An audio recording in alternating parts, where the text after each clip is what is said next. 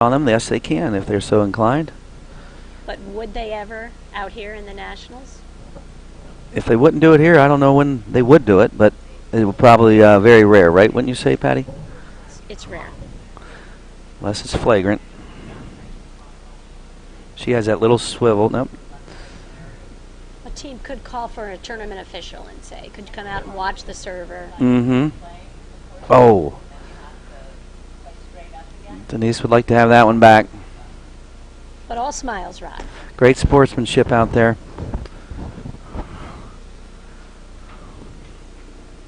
$15-all? Yes. Just think if we could call foot faults up here at Oh, the boy. broadcast booth. Well, at least we're not close enough they can come grab us. But it's frustrating when you play without officials, and then all of a sudden you have an official, and it does mess with your inner game when you get called foot faults and you haven't been called on a foot fault in a year or two or 10.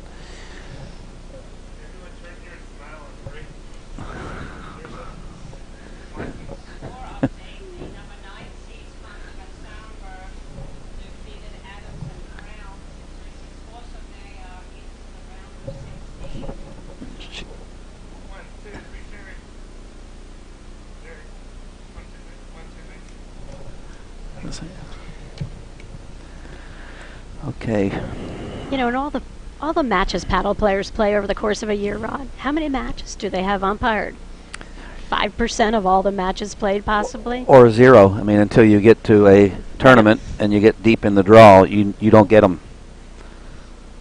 Oh, there we are, Patty. Looks like we made the screen. We made the screen, Rodney Workman. Wow, Brian, our very competent producer here, he has queued that up all the way in from St. Louis. Thanks for all you do, buddy.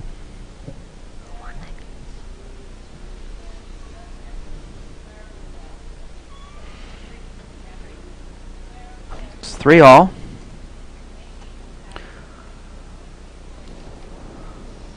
We have Christy Hayes helping us courtside with the score. Thank you, Christy. Thankfully. There's distractions up here sometimes in the booth, and we have to look away, pretend we know what the score is.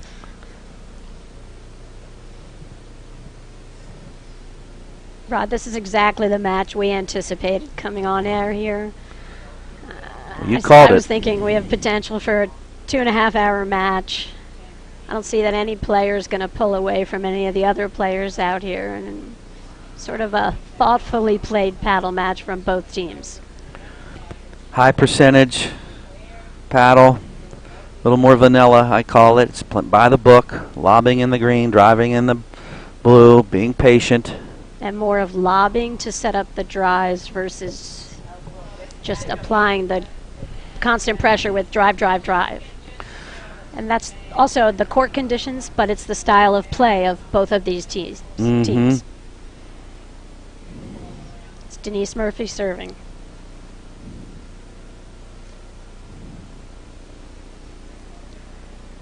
Rod, we're at Waynesboro Country Club, as you know, one of how many clubs here today for this championship? I believe we're using over 50 courts, 18 different sites. We've got Tim McAvoy, our tournament director, doing it all. He was out here shoveling snow earlier. He's a great guy. It's great for the sport.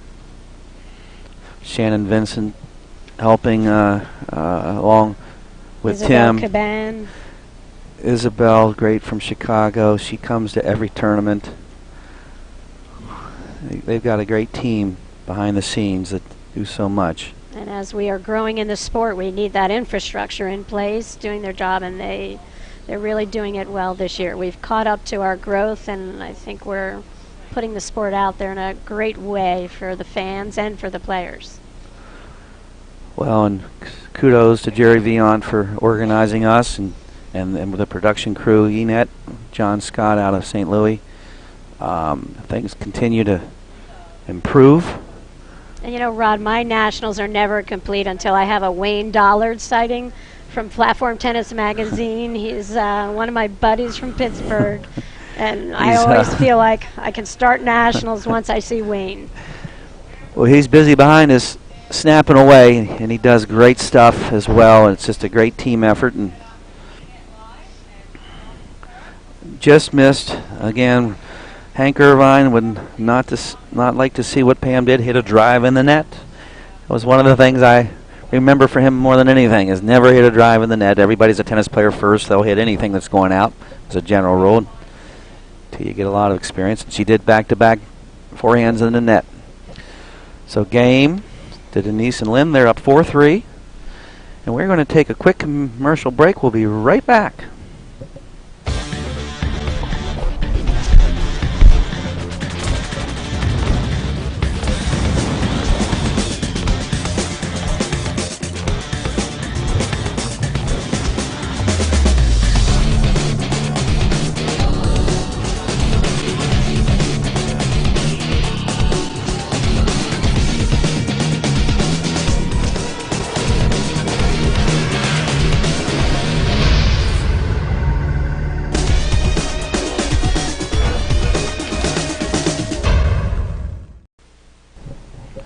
Welcome back to the APTA National Championships presented by eNet Live. We're in the round of 32 here at the 2017 National Championships in Philly.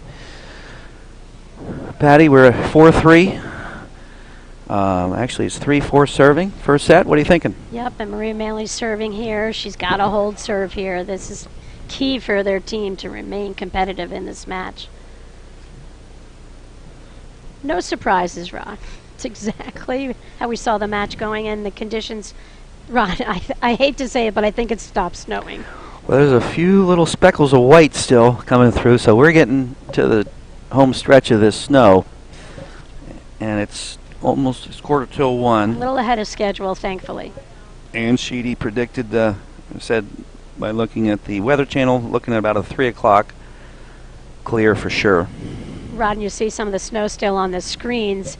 Tim McAvoy, our tournament director, was shoveling the screens before with our head umpire, master umpire, Mark Bliss, to make this court as playable as possible for these women. Great shot from Denise coming across and poaching with that forehand on the run. There's our weather. It's still some color over us, but you can see we are getting close to the end of it. Rod, I'm impressed so far with the play of Schneidbeck and Murphy. They, are just playing really smart, making good choices, and, Denise has been able to capitalize a couple times on her forehand when she's been given that opportunity. She's made some nice running forehands on the fly, kind of lower percentage. And then she jumped at that ball. She needs to stay down and through when she strikes it. Well, just when we were talking about her, that happens. You jinxed her, Patty. I want to thank Brian again, too, because this is the first where we've actually had the weather come through on our live broadcast, reminiscent of the U.S. Tennis Open. Again, I'd like to thank whoever's responsible for getting the snow to stop. Brian's taking credit for that, too.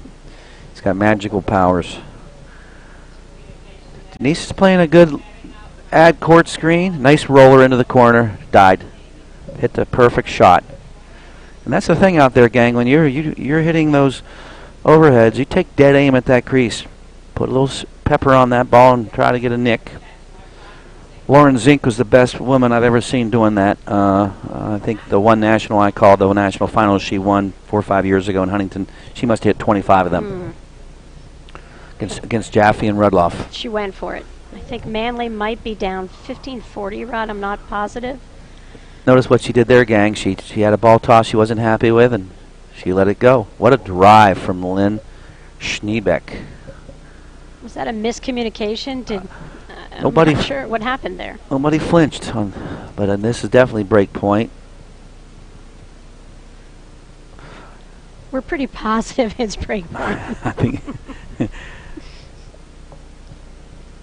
It's harder than people think to keep score and talk at the same time, Rod. It's almost impossible. But look at Denise bend her knees on these screen lobs. We just assume every player out here is going to make every screenshot. They all have really solid fundamentals. They do. You get to this point. And that's why you have to You- go for the nick at some point. It's Exactly. a risky play, but you kind of have to do it to try to end the point. And it still doesn't guarantee you if you hit it. I mean, these players will retrieve that nick more often than not. Great footwork from Maria. I love her quick side shuffles. Again,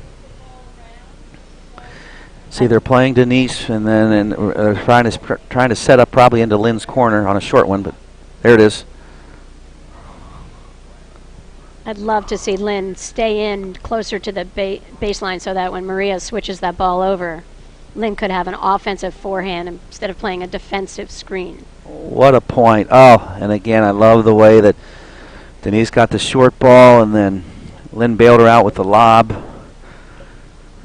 Pam and Maria stayed strong at the net. And Pam taking off the colored layer now.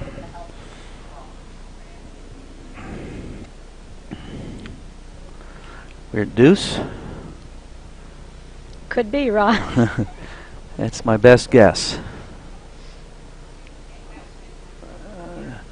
Better footwork for Lynn. She needs to get a little quicker steps. Patty Hogan feet. She's tall for Patty Hogan feet. Great drive from Denise. Just seems odd in this game, Rod, on some of these return to serves from Murphy and Snidvac, how Manley and Rupert are almost not making a play on the ball. And I don't know if they're thinking, if Maria thinks Pam's going to go take the ball, but it's almost like she's had 3 balls that she hasn't even made a play on. It looks a little bit like that. The left hand doesn't know what the right hand's doing because somebody should be moving towards those balls. Fault from Maria. Again, a big point here, break point to go up 5-3 for Denise. She should be looking to tee this one up. This is a great time to drive up the alley when you have an add point. That was a great call because you see Pam making the move to help out. A little confusion there in the middle. I think Lynn's got to let, if Denise comes over, got to let her have that. Rod, this just in, the sun is out. Are you kidding me? Is that what? Wow. Well, I still see gray skies. I'm not going there yet. But where it is lightening up, it's wonderful. And temperatures dropped 35 degrees since yesterday, and now we're into more quintessential paddle tennis weather. Marathon game. I'll tell you, Denise missed that shot, but I love the play. She lobbed a couple balls over Manley and went for that off-speed cross-court. It was almost beautiful. Maria's been decelling on her serve a little bit, resulting in some faults. And that's Lynn's second miss on a return to serve on Maria's serve, and I think, to get through these matches, you have to capitalize when you get those the gifts coming your way. For sure, yeah.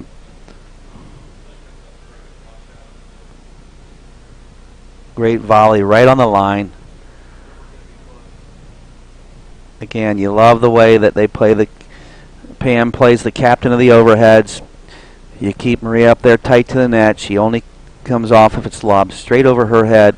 Otherwise, she knows, even if it's over her head straight, like right there, she's still letting Pam take those. Well, and they've worked hard on that, Rod, this year. I've seen them practice a little bit with Drew Broderick, and he's really coached them to try to get Maria to stay as close to that singles sideline as possible and let Maria come over. Great sneaky. I call that the Gomer Powell shot. Surprise, surprise, surprise. When you drive it off the screen like that, it's tough to read. And what you had, too, is just a tremendously patient point from Denise and Lynn. But again, back to your point, Drew's teaching him the same thing he does. He is always right on the net. He's shorter. He stays on the net. My advice to Denise and Lynn right now is it's time to drive a few up the line. They got the cross court down, and the one thing you don't want to become in any of our racket sports is predictable. And Rod, I think another play from the baseline, Denise is lobbing everything over Maria. She could throw some lobs way cross court and pull Pam back to her original side she's playing on. That will then open up some more shots.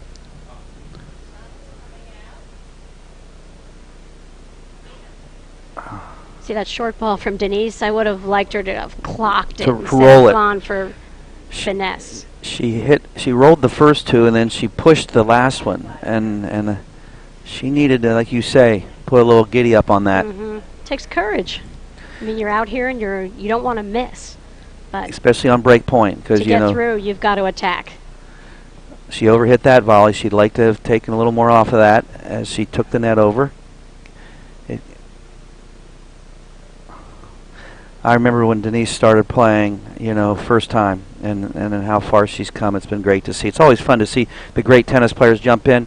You never know if they're going to buy into the game, play it seriously, or not like the game. And then she has embraced it, much like Kelly Rohrbach, who's playing on the other court, one of my other old pros, who's just tremendous.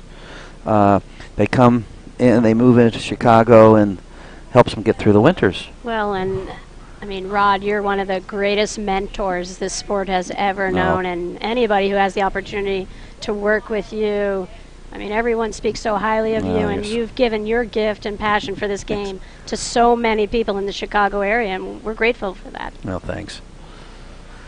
It all happened so innocently and naturally. I just got all these great tennis players, and you know, we play paddle and teach paddle on Wednesday as well, so it worked out great. One of my favorite things is coming here and seeing them all under one roof. It's fun. It's quite an honor for you, Rod. Thank you. Look at this. Again, oh, great choice. There's a great choice. And what a hold from Maria. Again, the longer the game, the more important it is to win it, because the team that loses it gets their spirit broken a little bit, eh? That was huge. So we're at 4-all, first set, round of 32 match, Women's APTA National Championships. We're in Paoli, Pennsylvania, at the Waynesboro Country Club. Well, look at Pam looking up to the sky like it's let there be light, and here it comes. So we're finally getting to some good, predictable weather here that's much easier to play some good paddle in. And Rod, we look like psychics predicting that we would have a really close match. It has been exactly that, and it's because we have two teams, real similar styles of play. Well, you called it, and we've got it. It's definitely going to be a barn burner. This one should take a while. So that's Maria Manley out of the deuce court with the white cap on, and Denise Murphy just hit the ball with the white jacket. And that's Lynn Schneidbeck. And sneaking over is Pam Maroon. Yep. And that's where Lynn and Denise every now and then got to push one behind her just to keep her honest. I think that's a great call, Rod. I think we'll see that. It's a great serve from Lynn. She's got a great up the middle serve. Good coverage from Maria on that. Lynn's a former 15 years coached Kenyon College tennis team? Oh, I did not know that. Good for her. I've got a lot of students from my club have gone there to Kenyon. Great little school out in the country. Mount Vernon, Ohio. Great rip. So see, again, there's that up the line drive that we haven't seen much of yet, and I would start going to that more on all players' fronts. Right, out of every 5 return of serves, how many do you coach your players to go up the line on?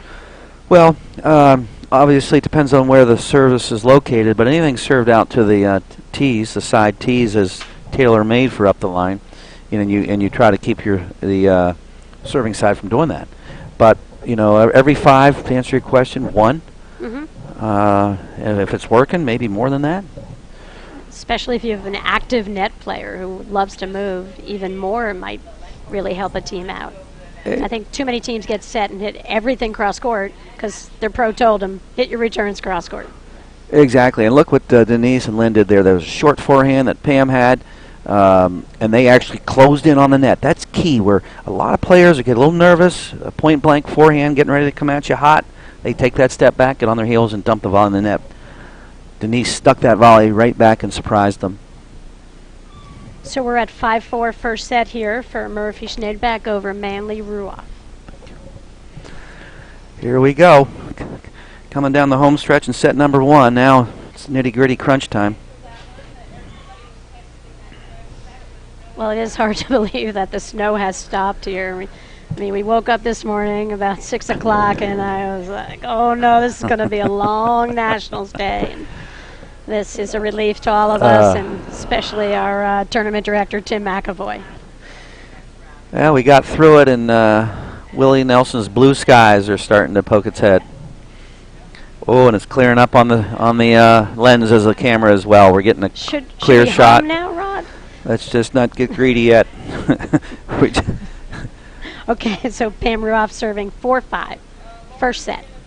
That's a great overhead from Rhea. Great dig from Lynn. All right, here we go. You lob in the green, you drive in the blue, team. That's how you win paddle matches. And wait it out. Wait for the perfect ball to drive. How do you spell paddle? P-A-T-E-I-N-C-E. I think that ball was wide.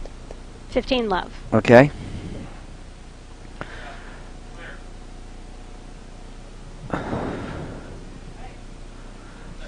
Pam serving. Pam Ruoff from Monmouth Beach, New Jersey. 15 love.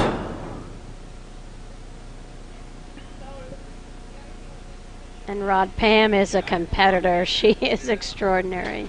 Perfect. Hit the crease for a nick right up the corner and unreturnable. If I had a partner to hand the ball to in this situation, Pam would be on my short list. So you like the chances of this getting to 5-all, do you? I do. Let court, and again in this sport, gang, they count. Let court serves are in play. I teach never try to drive the let court serve, just lob it up because it throws you off balance just enough that you're not going to make as many as you think you'll make. Yeah, Lynn didn't really try to make an adjustment on that. She just went with her drive, and that was way too fast a game. But great game for Ruoff Manley. Well, you called it. Pam held strong, quick, and again, Lynn's got to keep her feet moving. She's got to keep her feet going. Great half volley. What a shot that Denise had. Great lob from Maria. Again, I think one of Lynn's strengths in her game is her overhead. Look at her close on that, and she made me look like I knew what I was doing there. Great overheads from Lynn. Denise Murphy serving 15 love.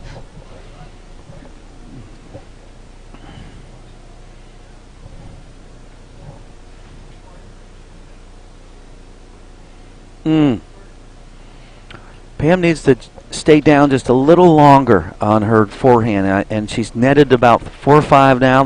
But when she misses, she doesn't miss by much. What a serve from Denise. 40 love.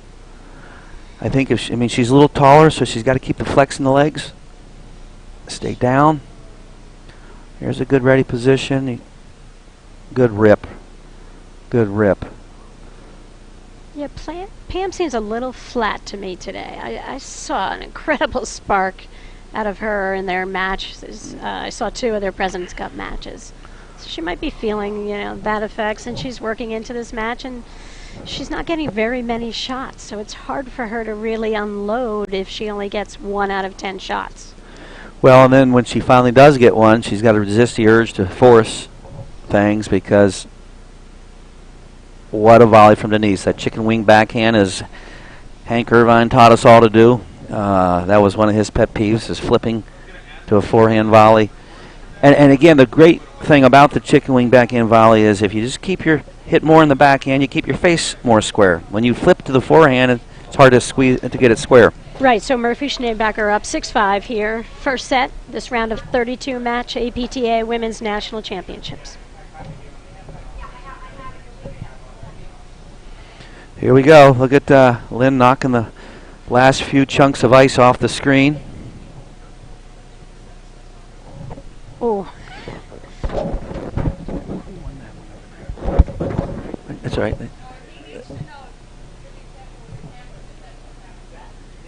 They literally just knocked a lot of snow off the screen, Rod, and it went right down the court. Now's the time to do it. Yep. I got to thank David Dodge, who constructs these courts and puts these temporary courts up. He's also added an extra bullet heater today because of the snow. The guy, again, does yeoman's work. He has been the go-to guy for courts in the biz for a while now. He does great work, and thank you, David Dodge. All right. Clearing up. Now, again, this is going to be a tough hold. This will be a tough hold here. All-important first point. Try to get ahead, stay ahead if you can, and she's good on that. If she doesn't like her toss, she doesn't hit it. She tends to really have a high toss, much higher than most of the other players out here.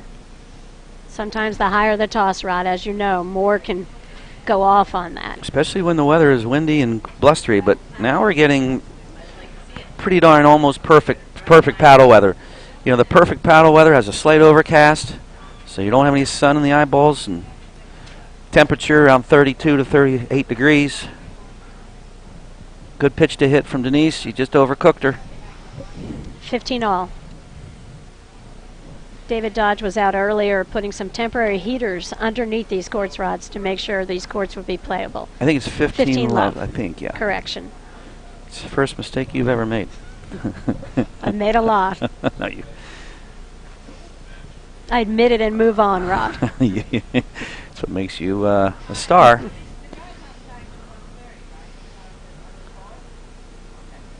Rod, in addition to David Dodge, Total Platform Tennis Court Pro Riley Green Mountain were big supporters last weekend of the APTA Junior National Championships. Just wanted to give them a big thank you. Super.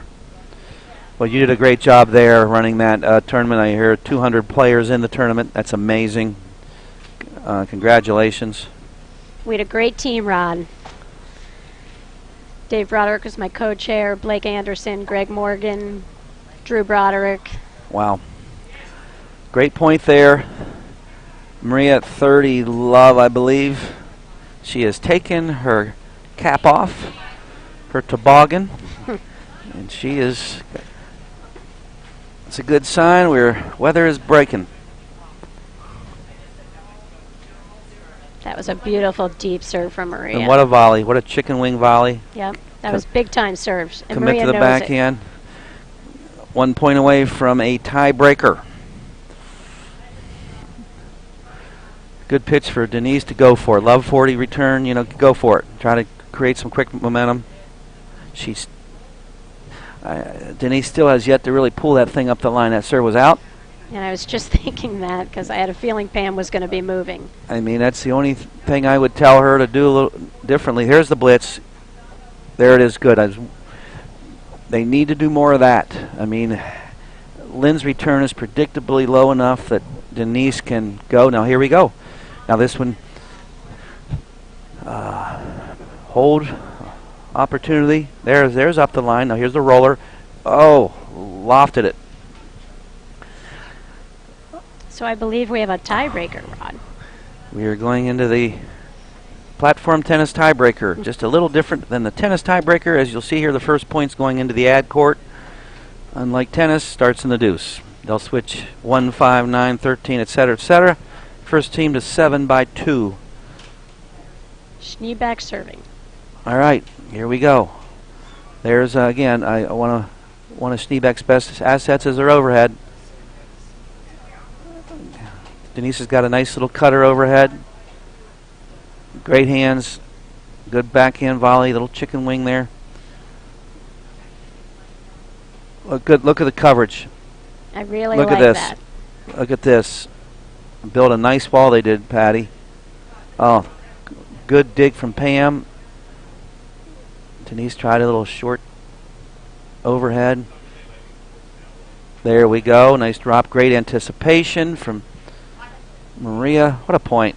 First point of the tiebreaker. Really solid point here from all the players. It's on like Donkey Kong now.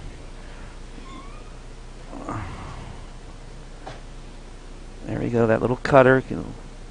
Trying to find that middle hole. Nice change of pace from Denise. There's a swing overhead. Good choice. Great choice from Denise, taking that off-speed overhead. You had Pam flaring out, ready to crunch one. You saw Maria run up and looking for the volley, didn't get it, just retreated right back to the baseline. Okay, now we're getting into extra innings in this point. Oh, let cord. Oh my gosh. What a point. Mini break right out of the chute here. 1-love to Maria and Pam. First set tiebreaker. And I think for Ruoff and Manley, I think it's key for Maria to remember to chip some shots. She just can't fall back and lob every ball. She's got to get the ball low to produce a volley, to produce a ball that might land in the middle of the court to let Ruoff swoop over. Ruoff serving 1-love, first set tiebreaker.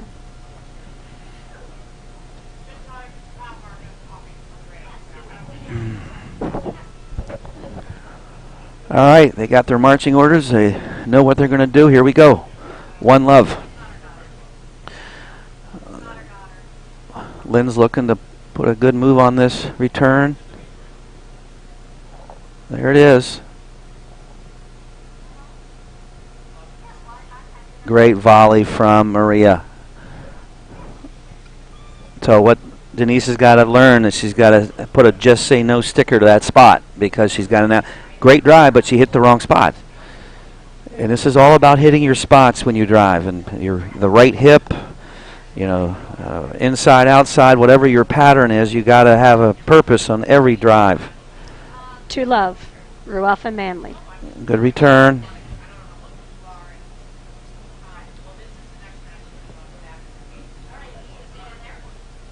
Good. I love the way that Pam, they switch on that overhead, and Pam hits that heavy cross-court roller.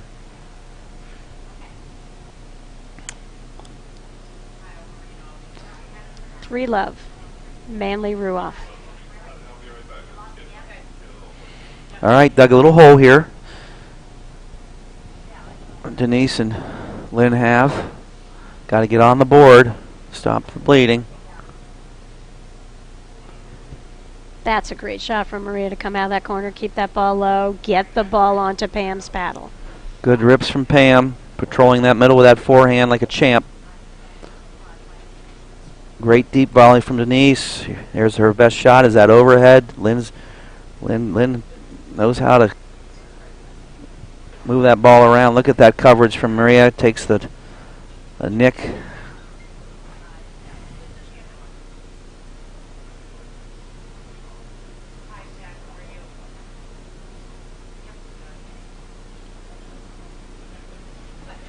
Very good patience from both sides here. Yep, Manley's doing a great job out of the deuce court right here, Rod. Ooh. Power failure. Did you just jinx her again? I did. Yeah, a little power failure. If you don't hit that ball in the middle of the paddle, it kind of dies on you. All right, 1-3. I like Maria stuck her nose in there. Denise hit a great first volley. Those are great lobs that Maria's hitting. It's a good camera angle. See how calm she is. Gets her paddle down low, lifts up. All four of these women are so composed out there. Good overhead. Nice cut overhead. There's another one. She keeps trying to bite that thing in there. Put some spin on it. Great off speed. Shot by Denise. Maria, as she just showed there, she should make that shot. She got a little too close. Jammed her. So we're at 3-2, Rod? Yeah, nice mini comeback. Still up a mini break. Pam and Maria are, and chit-chatting their game plan. Look at the team support with Denise and Lynn tapping their paddles.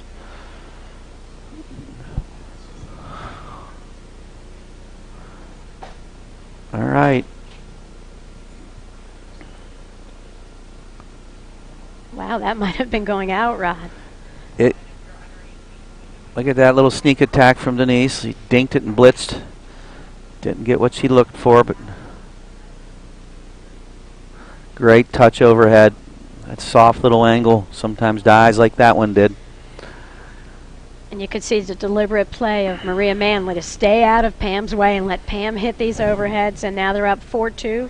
First set tiebreaker. 3 points away from the set.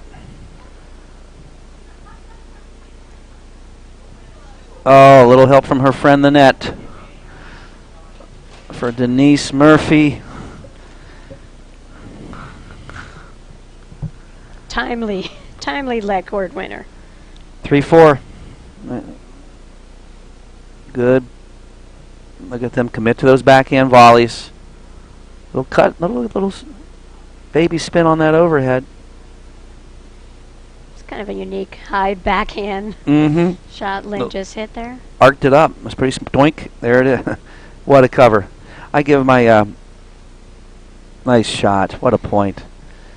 And again, that was a good highlight reel for Pam. She made the great recovery off the nick, and she hits the winner. I love what Denise did. She just dropped below the height of the net and tried to have her hit her paddle. They knew they were in trouble. They knew it was coming. 3-5. First set. Tiebreaker. Look at Maria, little stealth bomber move I call it. You lob deep and blitz. They don't even know you're coming. All right. Denise and Lynn are battling. They're not going down without a fight here. Like you called this perfectly, that this was going to be a barn burner.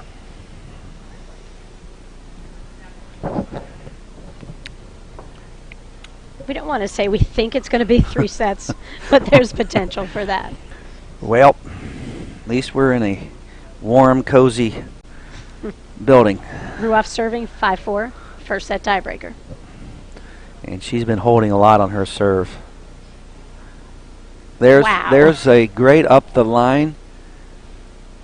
Best drive. return in the first set here. It was, and we've been talking about they're not using that enough. But the former Kenyon College ladies tennis coach had a great controlled forehand drive up the line. It's 5-all. Now it's anybody's ball game. Lynn knows her way around these the competition, and she was a semifinalist with Heather Propp in nationals a few years back, Rod. So she knows a little something about what it takes to get there. Perfect, and she couldn't have a nicer partner in Denise. So I'm sure they're having fun playing together. And yeah, that one was a little sloppy. That wasn't as much fun right there. No, she's again. It goes back to keeping the motor running. When you get stationary and sedentary, and you might clunk a few. So we have a set point here. First one of the match. Let's see what Maria's got up her sleeve, and it's a fault. Ouch. True story. Even from here, the ball looked out. It did, and just a quick discussion. Yep. But they resolved it, and that's the first set. Ruoff and Manley. That was more out of frustration from Denise and Lynn to work that hard and then end it that way. We'll be back in a moment after these messages right here on the APTA Network, presented by eNet Live. Baseball has a rhythm. Pop, crack. It's the sounds of opportunity. That's why Good Sports helps kids get in the game by getting them the equipment they need. To learn more, please visit goodsports.org. You want us there when you're feeling good and when you need support. You want us at your side to help you grow big and to stay well. You want to count on us all along your journey, with resources that act like an extra set of hands. To help you reach your goals, a little help goes a long way. We're stepping up for better health care.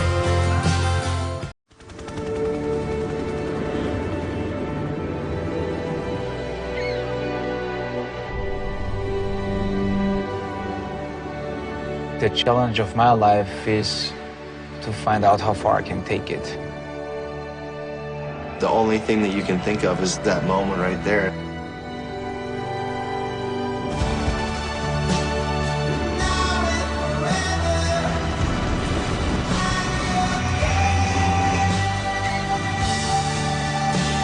Yeah, I'm ready. Let's do this.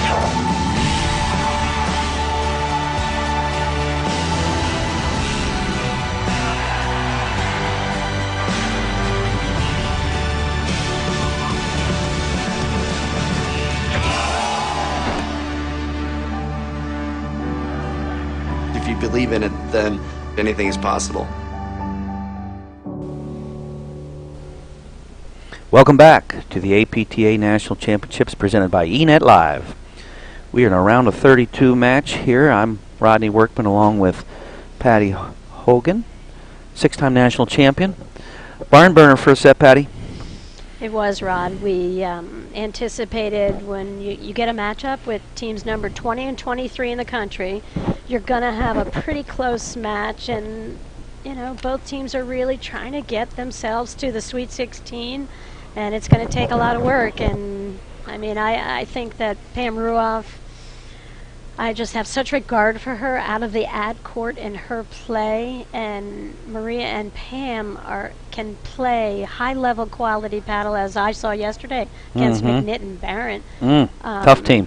And so I think Murphy and Snedback also high-level capabilities. I feel like they're mirror images of each other. Denise has had a couple short ball opportunities. Pam's had a couple short balls opportunities. I think that's how their teams are set up. I think Lynn brings a little bit more offense out of the deuce court than I've seen from Maria so far. But Maria knows she's a role player on this team, and Manley and Ruoff are a great team in the sport of women's platform tennis and have been, you know, top 5 last 5 years. They're a top team. I would expect them to play a really tough beginning of the second set. They do not want to go 3 sets. Well, for sure, because you know you got a lot of paddle ahead of you if you either way because of the back draws. But I'd say Maria is playing a great role in that deuce court. She's lobbing great and deep and getting some good looks for Pam. You know, my comment going into the second set is for those out there watching, the goal of this game is you don't want to be the point ender. You want to keep the ball in play. It's more of a game of steadiness. Power has less to do with it than tennis. You don't hit as many winners, so you don't want to be the point ender. You don't want to be the game ender, and you don't want to be the set ender. I go back to, unfortunately for Denise, it was 5-6, and she faulted. So she whether she got a little nervous or just loose, that's a tough way to go out. You play an hour hard, and you end up giving away on a fault, and she's still a little chafed, I'm sure. But she's got fight in her. I think she's going to come out swinging, and I think we're in for more of the same. Manley and Ruoff were ranked as high as number 6 in the country, Rod. And every loss that they've had in any tournaments, you know, they don't play that many tournaments, but they have quality losses, meaning they go out to really good teams. And they went out last year in 32s of nationals to Delmonico and Gebbia, who made it to the finals. They came up against Delmonico with a combination of partners, and they haven't fared very well against her. Lake Invitational this year, they lost quarters to Dardis and Shea and had a 3-set battle. Well, you hit the nail on the head. They don't play that much, so they're kind of a stealth sleeper team that could surprise some of the higher seeds if they get through this one. Exactly. Waynesboro Country Club is a beautiful venue for this great event. I want to thank Viking and Save a Tree for our lead sponsorships, and they've committed to the game and have done great things moving forward. So we thank Save a Tree and Viking. Viking's been a great supporter for the sport. They're amazing. They sponsor, once again, our Viking Junior Tour, and I can't say enough about what they do to help us grow the sport and are supportive at every turn.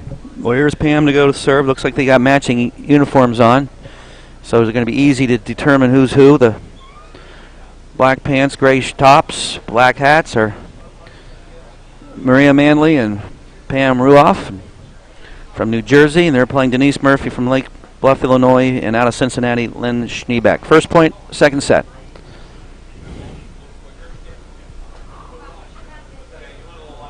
Great lob right there.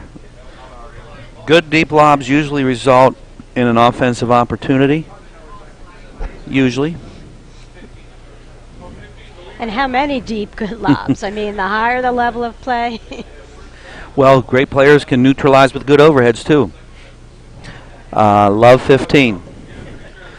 Pam missed a high backhand into the net. If you can get your lobs over the backhand side, that's a great spot to go. That's that cross-court lob I was talking about that I would love to see Murphy do a little bit more. Yeah. Because Ruoff is playing so far over to cover for Manley on the overheads that I think if Denise can take more out of the ad court on a diagonal cross-court, could open up the court for Murphy. For sure. That's exactly right, Patty. It creates some holes. Great volley from Maria. She's got some good hands at the net. Look how Pam and Maria do the staggered formation, zoning off the overheads perfectly. It's the taller player will tend to take most of them, unless it's directly over Maria's head. They are ham and egging it brilliantly. I think right here is where Murphy Schneeback need a little burst of energy, Rod. Denise needs to be pulling some returns up Maria's alley. I mean, a lot of it. Look at that drop shot. Great choice from Pam. Denise, look at her get all the way back to her corner after covering. Nice ham and egg play there. And there. But again, looking for it because I think the depth of Schneeback in that deuce court is inviting for the net player to hit a drop shot. And I think that's the first one she's missed. She had success with that early in the first set when it was snowing very hard. Mm-hmm. A roller here, good. Nice job by Pam in getting out of the way, and she missed it wide. I love the way Denise committed to that short forehand. Sometimes she gets up and she pushes it instead of rolling it, and you got to get that top spin on the ball. As Hank Irvine always said, the net's too high for the court. It's only 2 inches less than a tennis net, but the court's 1/4 the size. So the comparable equal, he always said, would be like having a volleyball net on the tennis court. You would play differently. The little let cord changed up the rhythm. I just feel Murphy Schneeback played too deep, too many points here. I feel like if they could get in and take away a little time from Manley Ruoff, it could help them out here. Well, let's see if they heed your advice. That was out. But I think Maria Manley drops back to hit a lot of those overheads, and I feel like if Lynn is on the diagonal, a deuce court could get herself up on the baseline, cut that ball off a little bit. So you're saying taking away time. I think so. I like that. Again, break point. Huge point for Denise and Lynn to try to get on the board here. Look how quick Denise is. Denise, there we go. I like it. She committed to it, just a little bit late at contact. That was a good pitch to hit. She got the ball she wanted. Now she just can't wait for the next one, hopefully. Deuce. That's another fault. Yep. Pam not happy? I think sometimes players get cranked up to hit a really hard drive, Rod. Again, I'd like to see that drive right up the alley of... And I think it's okay to pick the target of a player on the opposing team. Great hands, little trench warfare there. You know what I mean? I think players tend to miss. They overhit or they are bringing the heat. And I think when you feel that as a player, it's important to pick a target. You need someone to be near your ball to play your shot. Well, Hank always used to say, you know, if it's short low and you bring it up and into their body, it either hits them or it goes out. I mean, you've got to challenge them. And then, like you say, it's a target. If the ball's above the height of the net, you can find the holes. Below the height of the net, you gotta find somebody. I think the top players in the game understand that and have the discipline to make those decisions. Here we are, another break point. They're working. Seems like they work about 80-20 into Denise's corner. There's a break.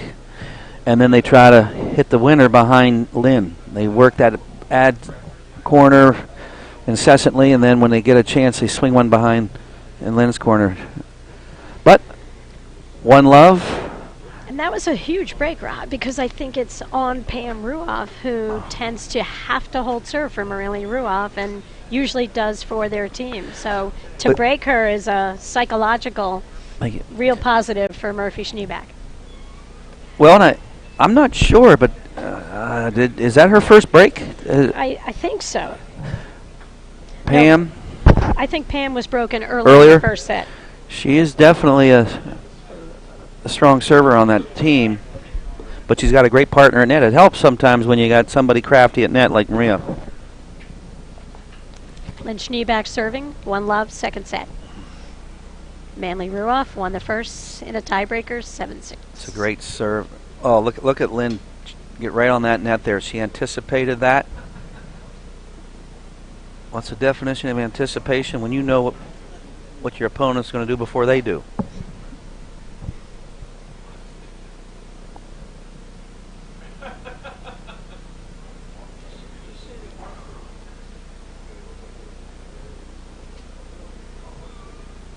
Great overhead again. That's one of her strong suits for Lynn. 15-love. She definitely likes popping those overheads good with a little bit of cut spin on it.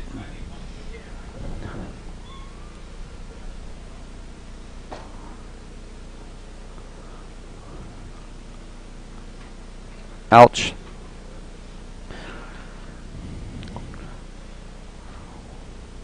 $15 Great serve. Caught the line. Here comes Denise. Got that. Great retrieval off the back screen. No panic. Yep, and that Now all be patient. started with Be Maria Manley applying a little pressure, keeping the ball down instead of throwing up another lob. You know, there was Lynn trying to help too much. I think if she stays over, I think Denise makes that. That's 2 faults in this game to Pam. Must be a little afraid of that return. I don't know. I'm a little bit afraid of Pam's return from up here. Well, 15-40.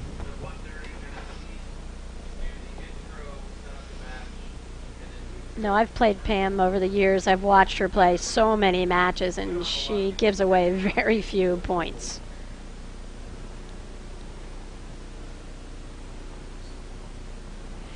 Denise working that middle, trying to cause some confusion. 30-40. Lob just long. Not by much.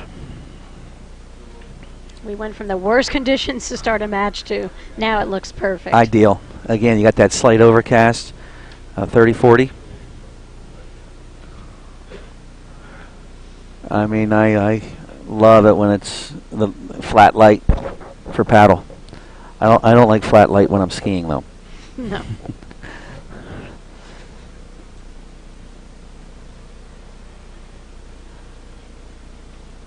Discussion going on. They might ask us the score, Rod.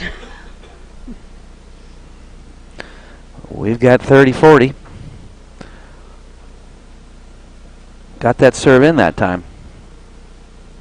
Good overhead there. Almost got her. Great get from Pam. That's a beautiful lob.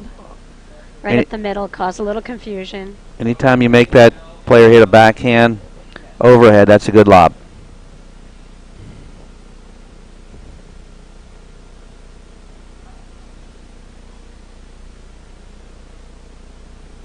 I like this. Lynn's kind of adding a little bit of spin to her overheads here. Yeah, she's got a nice cutter.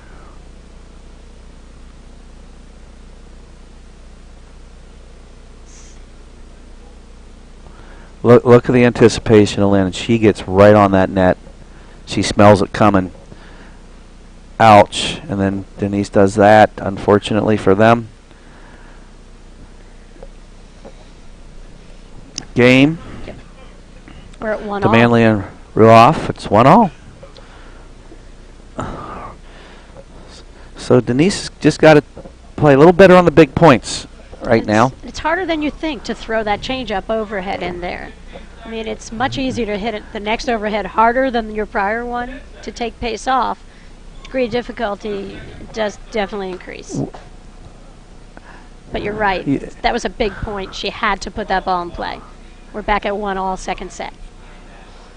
I mean, it goes back to those beginner servers who just pat it in with an Eastern grip or semi-Western, then they learn spin. You know, it's easier to swing harder unless you don't choke as much and when you're swinging through. So the easier shots, believe it or not, are missed more. Great lob from Denise. 15 all. I mean, Denise's lobbing out of that ad court has been brilliant today. Good rip.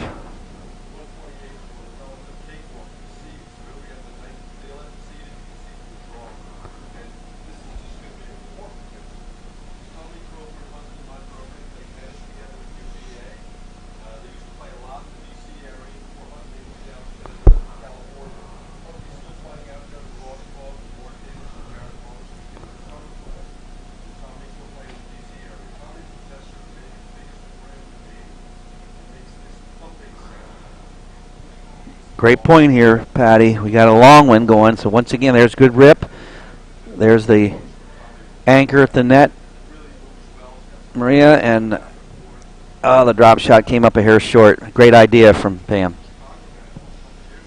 I mean, that's the second one she missed here, but I think it's such an important strategy because it keeps Schneeback and Murphy honest on the baseline. Even if you miss the shot, it makes them think. We got him.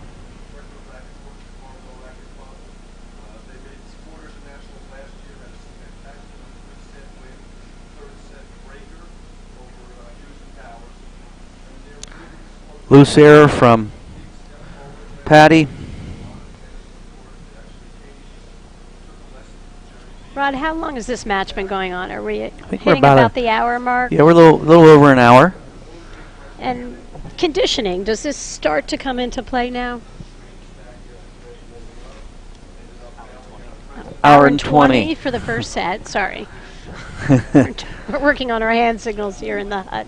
But the conditioning is a factor here, and these players, I mean, they were on the court yesterday for hours and hours and hours, and here they are, and these are much longer points than I saw this morning in the first couple of rounds of play with all the snow and rain. Well, it plays a big part of it, especially now, moving that hour and 20-minute mark moving forward. Some players will hit the wall physically, and footwork will shut down, and then it gets away from them in a hurry. So I've seen many times where players play good for the first hour and a half, and then after that it's over. So we're 2-1. Manley Ruoff are up in the second set here over Murphy Schneeback. Manley Ruoff won the first set in a tiebreaker. We're in the 32s of Nationals, Rod, in Waynesboro Country Club in Paoli, Pennsylvania. Well, and this is a critical point for Denise and Lynn to not let this thing get away from them. And like we just said, the conditioning is a little part of it now moving forward. And Ruoff went in and kind of really distracted, made Lynn take her eye off that ball. That's the beauty of blitzing. You know, it's just all you're trying to do is really disrupt that volleyer. If you don't poach it, you disrupt them. Great eye there. 15 all.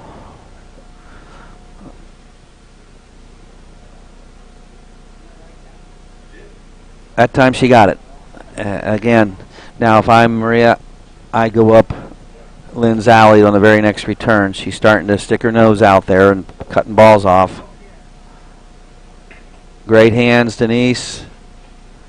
There, right on the line. There's that slow backhand. That Schneeback, we're going to start calling that shot. That arc backhand, Yeah, which it's is smart. beautiful. It's a great choice to reset the point. You don't want to give them anything short to tee off on, so it's a great smart shot from Lynn. There's another one. Then it gives her time to get back in there. Look at her on the net. I like that she closed in, Rod. She knew she hit a short ball to Manley in that deuce corner, and so she just closed in. She knew she had to volley. And another loose error from Denise. She'd like to have that back. That serves a little long.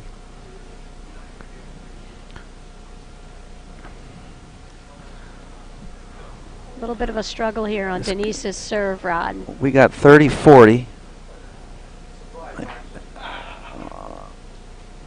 great dink right there. That's a brilliant play. You don't see as much of that in paddle as you do in tennis, but Pam hit that soft little dink and blitz, so giving Denise virtually no room to hit that. Her only option really would have been to flip that up nice and high. I mean, I think that shows you something about Ruoff, Rod. You haven't seen her play that much. Mm-mm. She's capable of incredible shot making, and that was a huge moment there, and she didn't overdo. She knew exactly the pace, hit a huge shot for her team. KG. Very KG, and now again they're 3-1 up, second set. They won the first set in a tiebreaker. Do you feel like the momentum is all I on the do. far side on Ruoff Manley now? I do. Again, to play McNitt and Barrett tight like that's a good team. I mean, Barrett is back in the game. She got to the finals, I believe, of a national. She did with Annika van Sterenberg. Yeah, she lost to Zink and Prendergast. Yeah, she's a gamer. She's got game, and so it's good to see her playing again. But Rod, I alluded to it at the beginning of the set. I felt that Murphy and Schneeback needed a little energy. I just wasn't feeling it from them. And after you've lost the first set, you're going to have to come up with something a little bit different.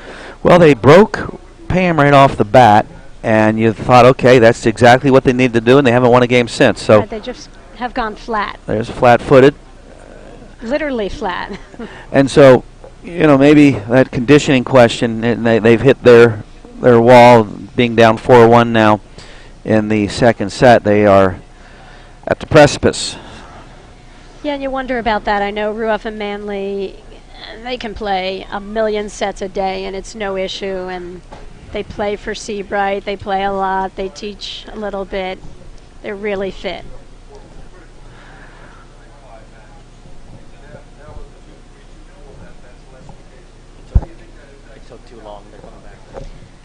Got it. So here we have Lynn Schneeback serving 1-4, second set. Quick shout out to Viking and Save-A-Tree, our lead sponsors. Thank you for all your support. There they are, Save-A-Tree, tree, shrub, and lawn care. Viking, get all your paddle needs. We got Tim McAvoy, our tournament director, right behind us. How you doing? I mean, Tim is everywhere, Rod, today. I mean, he's here. He's the first guy in, last guy out at every tournament he ever runs. He's out shoveling the screens. I'd never seen a tournament director shovel screens. I mean, he can shovel it all. He's ubiquitous. Thanks for changing the weather, too. Okay, another little distraction, but we'll refocus here. Well, we love visits from the tournament director.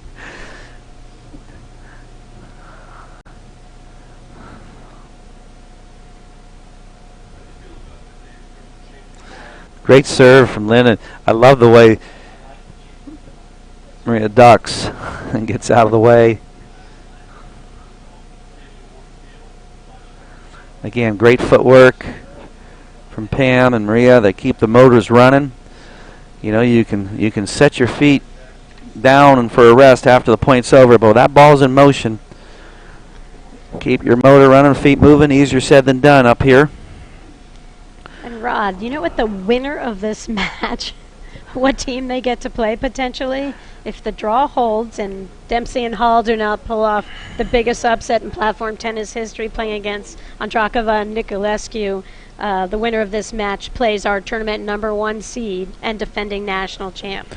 And haven't lost a match this year, I don't think. They have not lost a match this year. They've played all the Grand Prix except the Midwesterns. They've had a great year. There we are. So the 15 seed will get the #1 seed if they hang on here. I love the split screen work here that Brian's just queued up for us.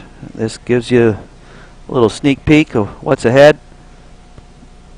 But a shout out to the team of Nutting and Voster's first round against our #1 seeds.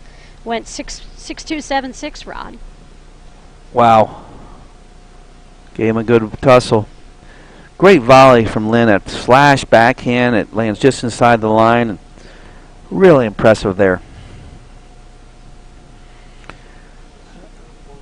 So are we in the must-hold serve game phase of this match, Rod? We are.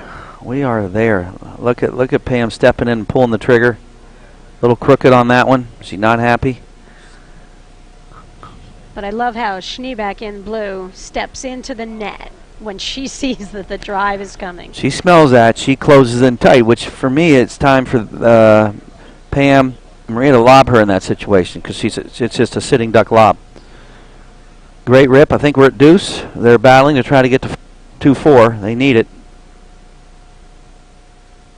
Good volley right there from Denise. Went to that short corner of Maria's and bore fruit. We're at add in. Pam whispered something to Maria.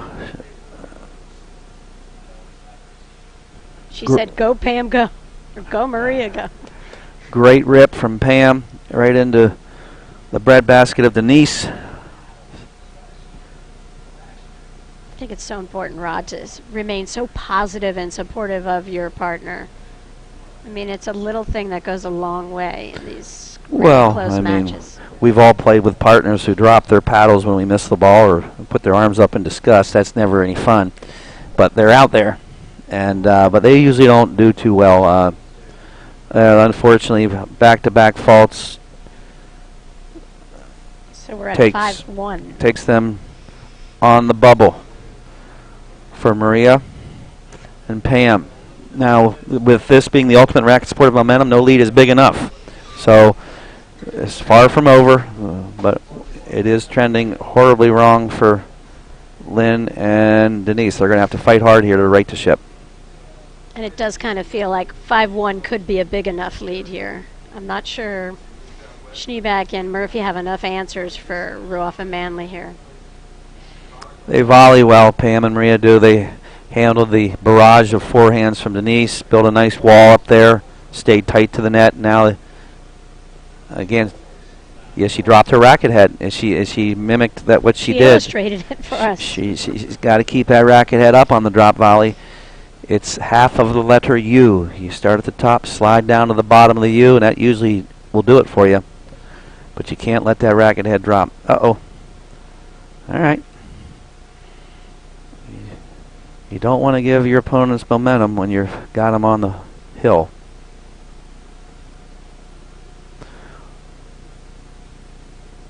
Good rip from Lynn, and Denise wanted that next one badly. Okay, they're. But I like that. Denise is not going away here. Nope. She's applying the pressure, and she needs to. Tenacity is being shown.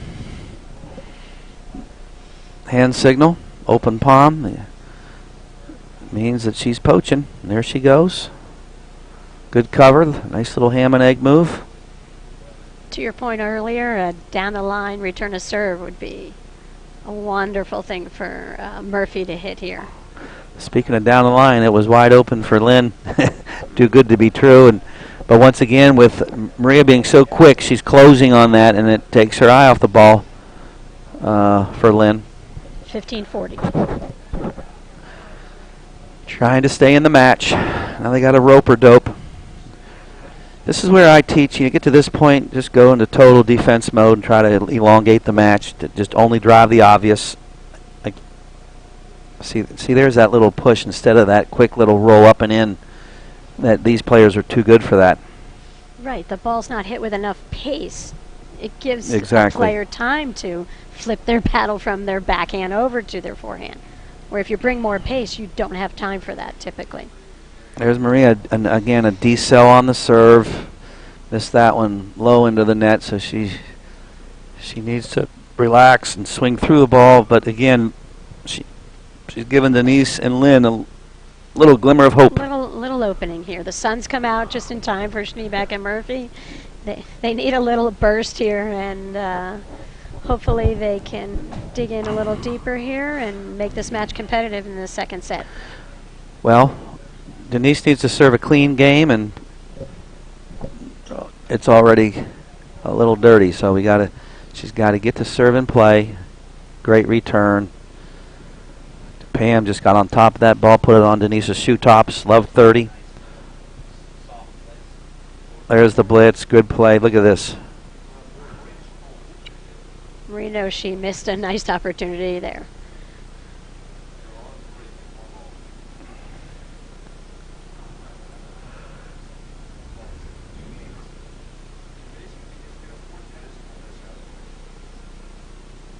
Sometimes in these matches, you know, you lose the first set and you start off tentative because you don't want to lose, but then you lose all your offensive opportunities. Yeah, exactly. And they just kind of went flat here in that second set, Murphy and Schneebeck. Well, they're still in it. They're still in it.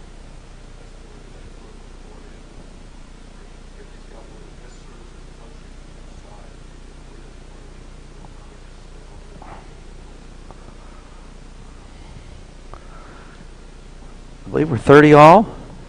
I mean, if they could sneak this point off. You never know. Exactly, then they did. Maria's played the last game and a half A little shaky. not well. Probably her worst little stretch, so she's got to tighten it up. And there they stuffed them back in business. So I'll look to, you know, I think for Manly Ruoff, with Pam serving here up 5-3, this is their ideal shot to close out the match here.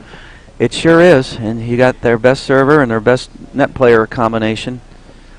So let's see what happens. They're down 3-5, nothing to lose. Got to be aggressive. Bang. Good choice. There's the shot I've been looking for the whole match. Yep. Make them flip that backhand to forehand, and you located it perfectly there, Denise. Perfect shot. More of that, and you might get this thing into extra innings.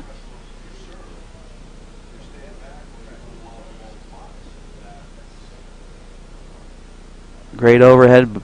That'll give Maria some confidence. She needs some confidence right now. Denise wanted to get the return in play and kind of backed off, threw up a lob, but maybe had to think about a deeper lob if she was just going to start the point that way. 15 all. Great drive. Nice, silky smooth. I don't know why Pam didn't come in on that. That was odd. I mean, I think when you're up, you're serving, you're going for the win. 15-30. Well said. Couple extra bounces. Great serve. Now, trying to work Denise in the backhand wires. Uh-oh. But Rod, I think that's why in, you know, platform tennis you see those top teams, those top 4 teams, those top 2 teams who separate themselves from the field, because every one of these moments they know how to close it out. Well, you know something about that too, so you can recognize it. We have 30 all? 30 all. And as you know, it's such a fine line how to keep the ball in play, but pressure. But I love off-speed shots like that. That was Great combination tremendous from shot Lynn. there. A nice topspin forehand return, and then she slid that slider backhand. So now a break point, Rod, against Manly and Ruoff here. Well, let's see if Denise and Lynn want to play some more paddle. Oh, they want to play. Well, they can elevate their game now. They'll get to play some more paddle. Look at that pickup. What a pickup. And look at the emotion from Lynn Schneebeck. Some fist pumping. She's feeling it now. So we go from 5-1 to 5-4, Rod, just like that. 15 Well, minutes goes by. Momentum has swung again, and that's platform tennis. I think Maria was serving at 5-1, and I the think so. first shot was a fault. Yep. And next thing you know, they're back in biz. So I've seen that happen so many times in platform tennis. Unlike tennis, not nearly as much. But now, a hold, we're going to extra innings. So hold on to your hats, gang. Oh. That's the same way Denise started. Hopefully she can rebound. Good dig. Great volley from Denise. Good overhead. Nice deep ball into the body.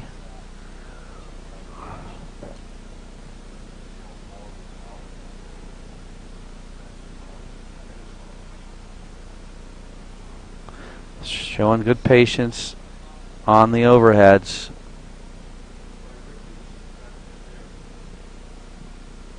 What a shot by Maria. That was a great volley that Denise hit. And if she doesn't get that thing before it gets the screen, they lose the point.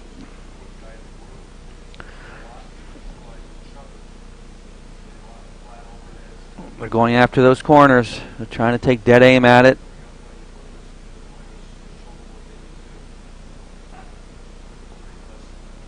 Maria's probably hit 600 double screens today, Rod. She's There's another one. pretty There's flawless. another one. She's got great defense. She's the setter.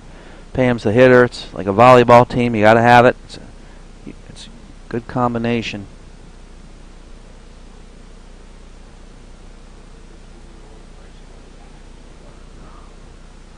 I'd like to see if Maria could have a nice two-handed drive off the screen at some point. Just something sneaky.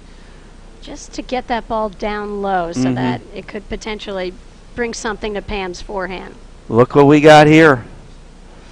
One of the longest points of the match. So Denise and Lynn have pitched their tent. They do not want to go home. Is that 15 all? 15 all. Again, now again, we got to serve a clean game.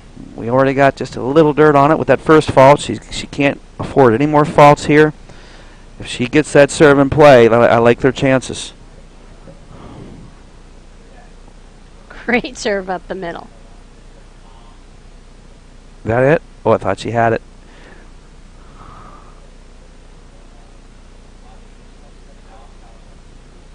There they go. If Lynn can get that serve in play, I like their chances. And out of those screens on those side back or like the backside, either one, Ruoff is not as steady on those shots as Manley. But people try to avoid Pam's forehand, don't go after her enough in the screens. What a volley. 40-15 and the ball out of court. It's too bad if somebody can't go fetch that for them. Not too many players around right now. We're around lunchtime and there's matches going on everywhere. But Rod, my point is when a team of Ruoff and Manley, you have a setter and a hitter, there's a tendency from players to not go after the hitter in their screens. And, you know, Pam didn't come up with that shot there. And it was a shot Maria would have made routinely. Well, that's a good point. You basically want to play the screens of the hitter as a general rule, and induce a drive off the setter almost. I mean, they've hit a million overheads into hundreds into Maria's corner. Where, you know, sometimes a fun play is to just let the ball drop, hit a volley, and just bait her to hit her forehand drive. Well, I remember playing with Susie Keene and Hillary Merrill. I was playing with Leslie Huff, a little practice match before the Nationals. It was Susie Keene's first Nationals, and we played them. And by the two-thirds of the way through it, I just told her, I said, you shouldn't lob anything.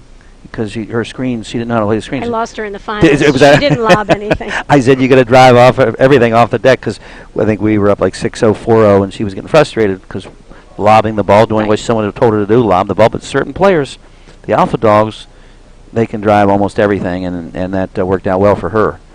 Oh, she was phenomenal off the deck.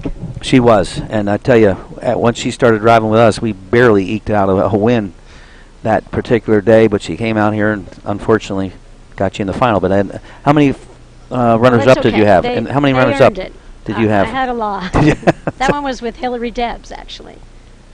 And we had a great run, but Doughton and Keene First Nationals just came up big time. All right, we're at 5-all. They completed the comeback, and it's an incredible turnaround here. You know what? As I say, always at 5-1, no lead is big enough. And I don't think they had a match point. I thought they were going to close it out. Yeah, there. you did. And I really did. Well, it looked like it, but again, Maria played a poor game for her. And now, you know, what happens is Denise and Lynn spend all that energy to climb that mountain. They get to the mountain, and then they let up a little bit. I get up there towards the top, and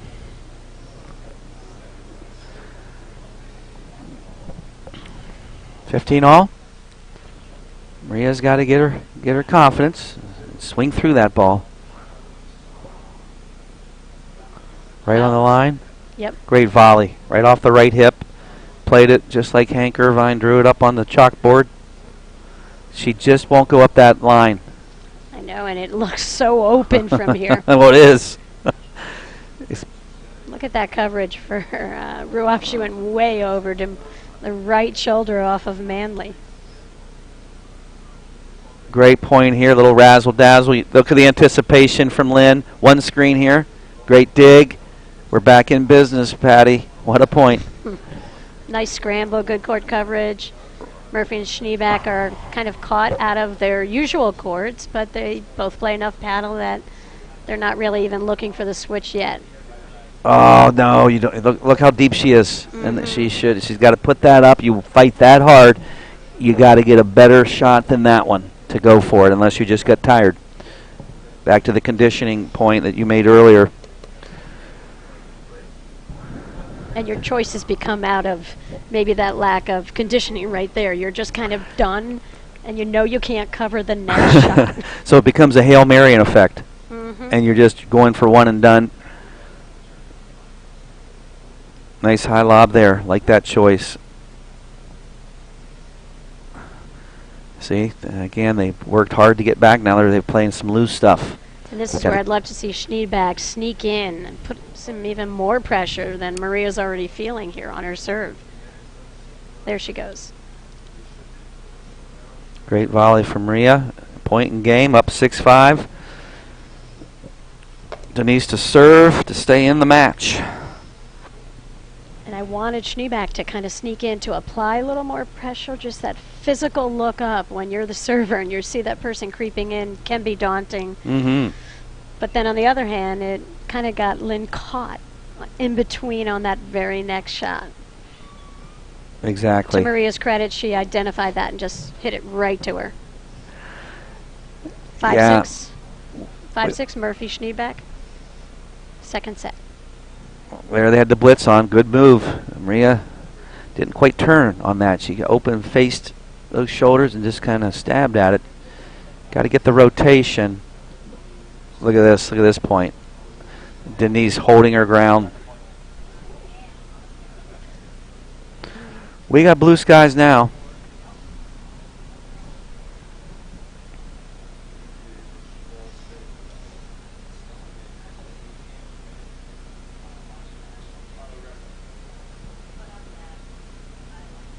Great overhead, got the nick. Is that 15 all? You know, it's 15 all or 30 love. Yeah, I think it's 30 love, I believe, but Okay. we'll see. D-cell. I got to stay strong now. Ow. 30 all. Here we go. 2 points away for Maria. There's the blitz. And that's wide. We have match point for Manley Ruoff. Look at Maria sticking her nose in there. Oh, she overhit that overhead, had a chance to slow roll it.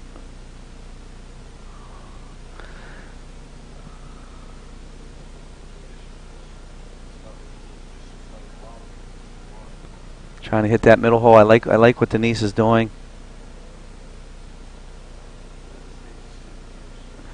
Good rip. Oh, nice overhead. Oh, look at that shot. Brilliant play by Denise Murphy. Again, her partner goes back for the overhead. She helps her out by getting right on the net to cover. Back to deuce. Showed a lot of nerve there, Rob. Oh my gosh, what a drop. And then she comes back with a nice aggressive serve. So uh-oh. Okay, there's that arc backhand. Smart play. Here's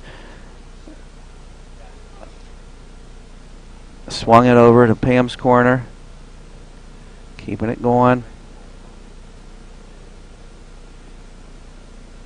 Lynn trying to put some garbage on that ball with moving her at- grip way over on that overhead. Denise's coverage. They missed it. She missed it. I thought it was out. Yep. It was. So we're at add-in, a chance to hold, get to that tiebreaker. I think it's only fitting we get a tiebreaker, Rod. Well, got to get your feet in the fire. Yep, she's just stabbed at it with her arm. You saw her mirroring that. Oh, now we don't want her to end the second set like she did the first. Good, she got that serve and play.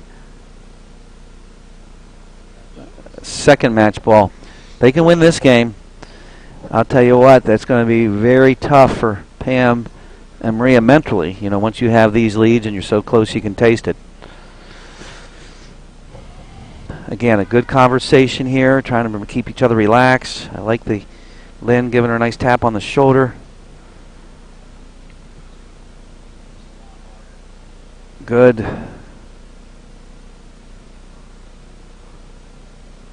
Good eye from Lynn. Add in. Third or fourth deuce. Losing this game is not an option for Denise and Lynn. Wow. Look at that. She went with the off-speed inside out.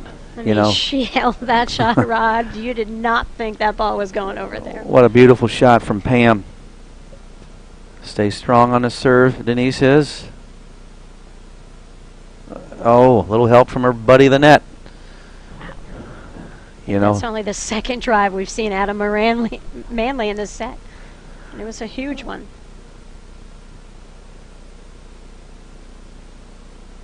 Third match point saved, down 5-1 in this set. They're at 6-5 now, 5-6, excuse me, and they've saved 3 match balls. It's getting interesting. We've almost 2 hours in, just brought to our attention from our producer, Brian. Another, that might have even grazed the net too. What a drive from Maria, huh? And that's the point. I mean, she's not hit too many offensive shots, but some timely ones here. Great lob. Game, set, match. Tough loss for Denise and her partner Lynn, but hey, congratulations goes to Maria and Pam. What do you think, Patty? Well, we knew it was going to be neck and neck, and it really was. The difference was real subtle, and I just think in that last game, credit to Manley and Ruoff, they figured out how to close it out, actually. Maria looked for a couple offensive opportunities, and then you saw the greatness of Pam Ruoff with that off-speed ball earlier in the game, and then just that offensive lob there, and I think they are deservingly here going in and getting an opportunity to play against the number 1 seeds, Niculescu and Ondrakova. Well, you know what? I'm with you. That inside-out off-speed forehand she hit was the backbreaker. You know, she's been bringing the pace, zip, zip, zip, and all of a sudden she throws in that change-up, and Denise's knees buckled. But great match, great paddle. We started in the winter. Now we got some spring weather, it looks like. And so I think we're out of the woods on the weather. It's going to be good moving forward. Special thank you to our event sponsors and APTA national official sponsors, Viking and Save a Tree. Thank you so much, and thank you so much, Patty. Rod, that was a great match to work with you again. All the credit to all 4 players. And I look forward to our round of 16. We have some incredible matchups ahead in the women's draw. Only going to get better.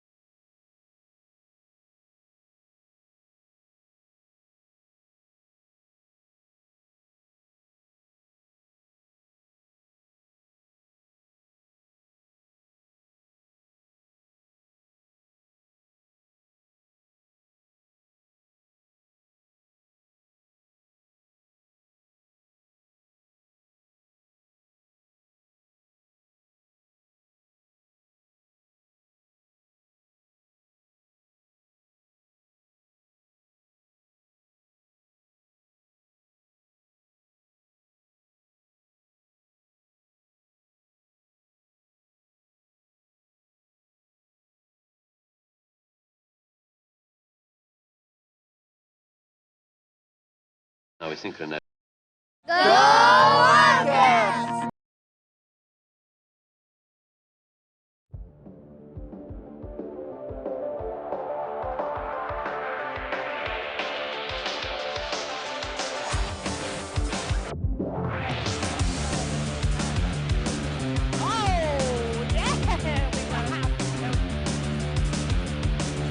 When she plays aggressive, then everything goes right.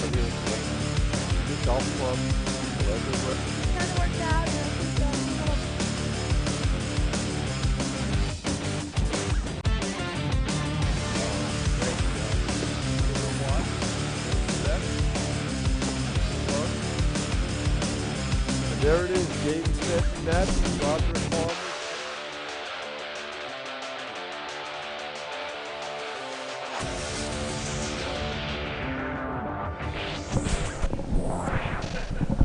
Hello and welcome to the APTA National Championships in Philadelphia. We are live from the Waynesboro Country Club in Paoli, Pennsylvania on the APTA network presented by eNet Live in association with Kirk Media Production. I'm Brad Easterbrook along with commentator extraordinaire Ray Crosta, and it's time for the men's tournament to start, and we're in the round of 128. And why don't you tell us about our match today, Ray? Brad, we have a great match today. It should be noted that the 20th place team of Alex Banchia and Adam Morgan had to pull out this morning. Adam rolled his ankle yesterday in the President's Cup, and Ron Erskine and Mike Gillespie were nice enough to make the ride down. So we slid them into their spot, and they are playing the up-and-coming team of Adam Gart and Carl Greger from New England. Gart and Greger have played 2 tournaments this year. That's probably the reason why they weren't placed. So they come in ranked 102 in the country. They had a round of 16 at Western New England and a 26th at Boston, where they beat a very good team of Guzik and Warner. I'm not sure where to begin with Erskine and Gillespie. Their list of accomplishments are unbelievable. Yeah, you can see on the board here, it actually says current team ranking of 609, and Gart and Greger are ranked about 100, so you would think Gart and Greger are the favorites, but really Erskine and Gillespie are the favorites in this match. Yeah, anyone who knows Erskine and Gillespie, I mean, they're crafty veterans from New Jersey, a myriad of national championships and finalists, and we'll get into that a little bit later, tournament wins over the years, but should be a great match. Crafty veterans against a new up-and-coming young team. Yeah, I can't imagine. It's a very interesting spot because we just had these changes in the draw here with, like I said, the 20-seeded team out here, Banchila and Morgan out. And then the match starts and you change it up, and now they're in a good place in the draw. I could easily see Gillespie and Erskine going definitely to the round of 16 today. Oh, absolutely. If things break their way, they're talented enough to get there, and they're actually in a good spot in the draw. You got Mike Gillespie, who's arguably the best lobber in the game, and Ron Erskine, who, as you'll see, is a very aggressive volleyer. You don't see too many aggressive volleyers anymore, but he really likes to stick his volleys. Absolutely. So you got Ron Erskine in the back court, in the far court, in the light blue, and Mike Gillespie, who just hit a backhand screenshot there, in the ad court on the far side of the court. And on this side, there's Gart and Greger. And which player is which there? Adam Gart just hit the overhead. He's the shorter of the 2 players.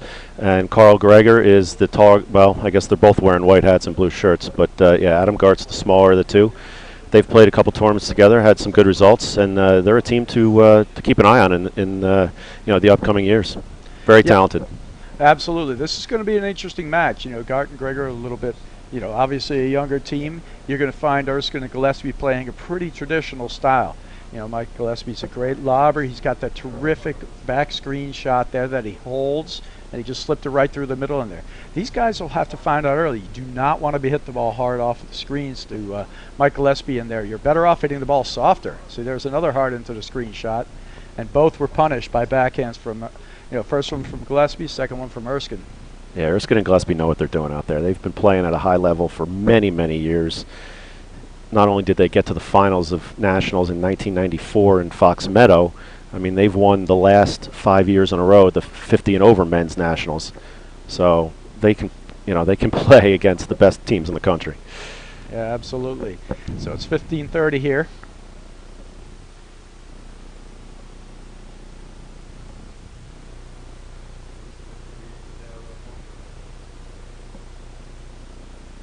Yeah, this is the thing that, Garten Gregor are going to find out early. Oh, nice nick there. Yep. Surprisingly not read by Gillespie. No help call. He thought it was going to go side back. All right, 30 all.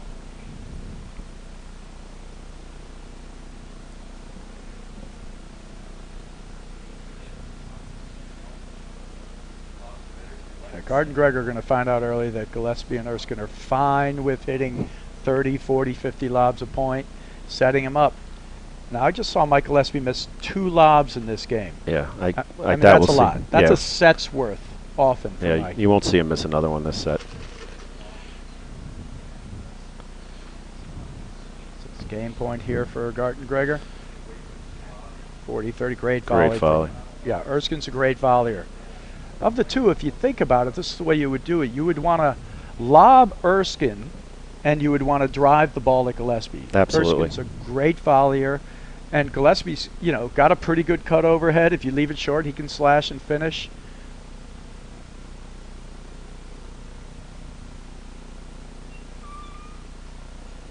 I just love the contrasting styles here. You got the young guys against the crafty veterans who know what they're doing. Oh, absolutely. I mean, that's a great move. And he lets it go. Mike did a little flinch there, Yep, but then he yeah. kept his paddle down. Thought about it. Yeah, it was a good move there, though, by Gregor.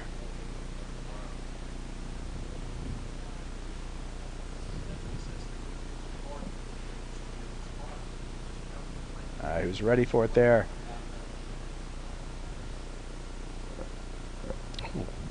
No call? I think that was in. I thought it looked good from Yeah. our vantage point. I think I saw a little fist pump from Ron. Yep, so I think that was good. I think this is break point. We have no confirmation at this point. Hard to tell. There you go. And there's a double fist bump. Yeah. 2 in a row. Great return there from Gillespie. All right, so that's the first break of the match. Nicely done. Garten Gregor, like we talked about, they're going to have to understand how to play this team. It's so different. They're going to play slow. They're going to set up points with their lob, but then they're going to have these spot offense balls. If you overhit it to the screen, very sneaky and tricky drives off the screen. Yeah, I think the playbook on them is that they're still playing a little more tennis out there than playing paddle, and you're not going to get away with that against Erskine and Gillespie. You're talking about 2 of the best players to ever play the game and know exactly what to do at all moments. So we'll see. Ron Erskine's wearing his baby blue, North Carolina. He's always representing that. Jersey guys. He's starting to serve. He takes one there to start.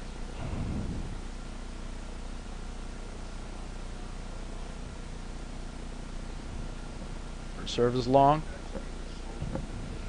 Now it should be noted this court here that we're streaming does not have an umpire on it, so the players will be calling their own lines. The court that you can see on the side next to us does have an umpire. That's an umpired match at all times during the tournament. Great overhead there by Gillespie, forcing a error from Adam Gart. 15 all. Right in the nick.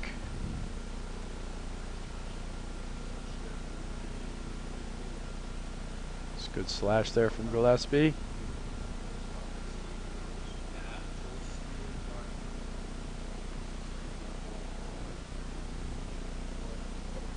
I think you try to cut drop winner there on that tough spot. I'd like to see Erskine a little closer to the net there when Gillespie's back hitting that overhead. 15-30.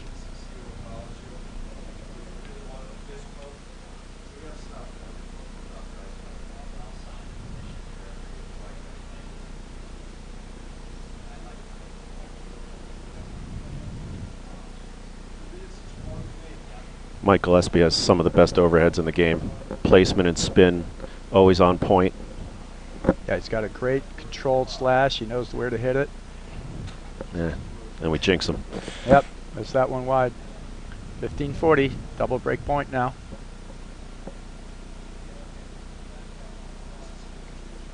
Serve was long. Serve 2 was long, faults, missed overhead. All right, 1 game all in the first set.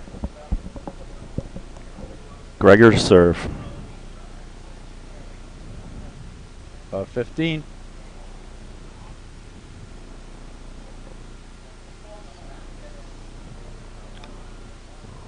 Of 30. I'm watching their feet. That was a pretty bad footfall too. But Oh, yeah. without an umpire, Without an umpire, you're right, but he's Ooh. over the line. You can see it from here. yep. Erskine had the court open there. He just missed it. Now, what would the rules be on that if you do notice your opponent foot faulting, Ray?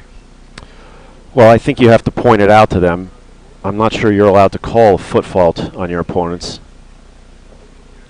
Yeah, I used to play with the great Jim Kaufman, and he would actually catch the ball, Mm-hmm. and he would say, you know, you're foot faulting, and he'd say, try it again. Right. You know? And then every time you do it, he would do the same thing. He'd catch the ball, give it back, sorry, you're foot faulting, he'd tell you how, and he would keep catching it until you stop foot faulting.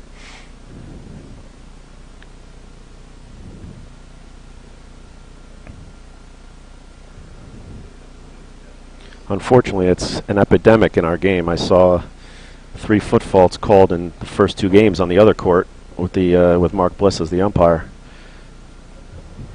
Now, I think you But- play these league matches and you don't think about it a little bit. I don't think any of the top pros that I know actually foot fault that often. But certainly in league play, it is something that Yep. happens a lot.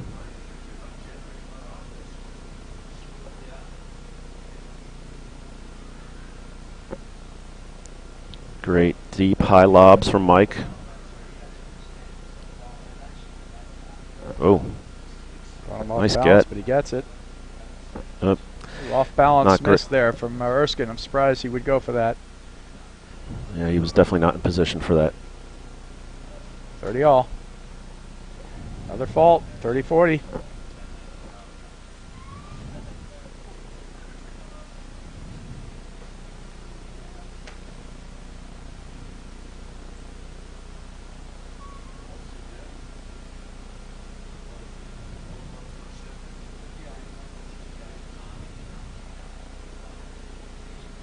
Blitz there from Erskine. Yeah, for all you viewers out there, that's a good play when your opponents, you cut them lob a lot the way Erskine and Gillespie do. You throw up a high lob, then you sneak in behind it when your opponents are used to just pushing that ball back. It can be a very good offensive play that you'll see used by many teams. Especially as good a volleyer as Erskine is. Yep.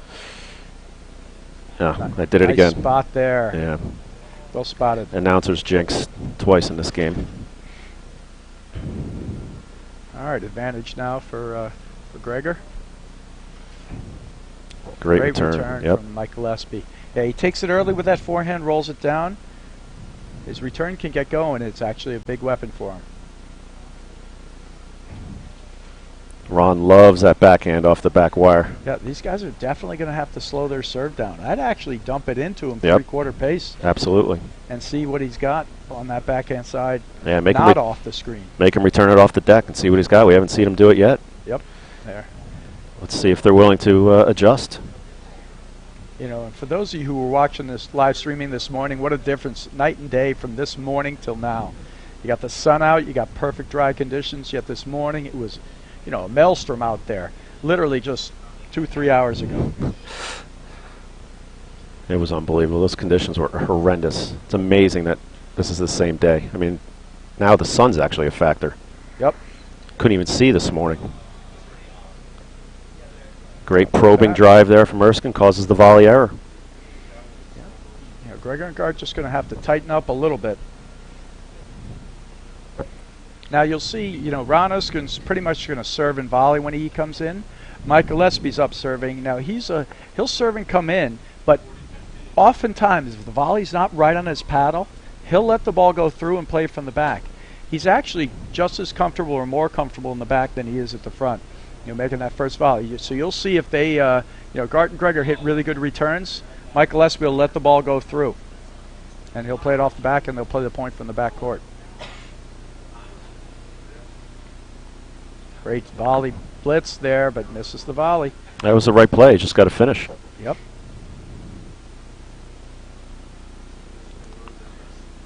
A heavy return. Nice volley by Ron Erskine. It's good slash. Well played. Great dig. Missed Called it. long. 15 all. 15-30. 15-30.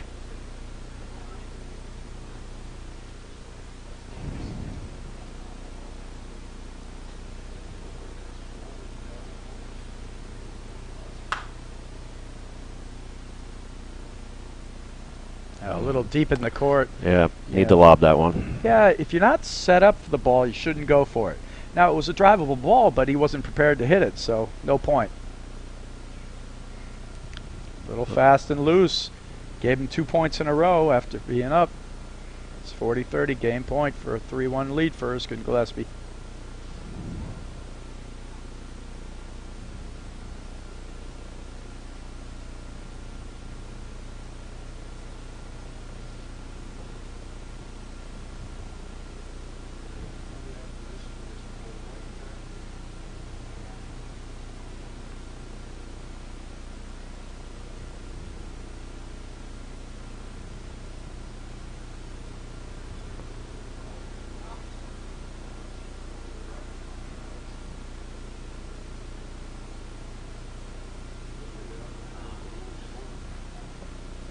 Erskine makes that volley look easy. Yep. That was not an easy volley. This is the nice combination here from Garton Greger, though. Not too fast, lobbing well, hitting drives they're going to make, making the guys move up and back. There's a good opportunity. He holds up the lob, though.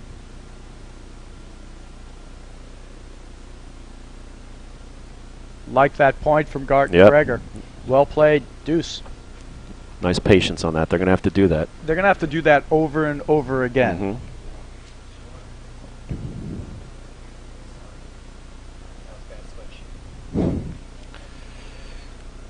Another missed return from Greger. Add in. Yeah, too many missed returns. You got to put that ball in play, especially on huge points. Yeah. There's exactly what you said. Mike let the ball go through, plays it off the back. They take the net. Yep, he's more comfortable doing that than making a tougher volley. You know, whereas I think you see Erskine actually try to volley that ball almost every time.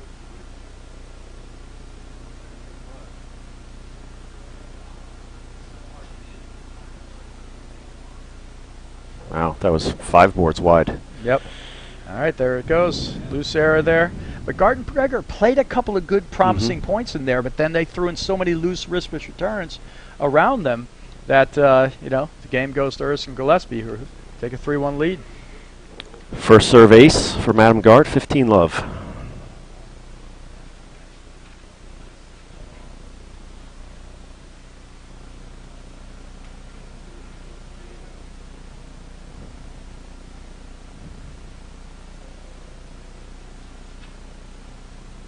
Good cut there from Gillespie.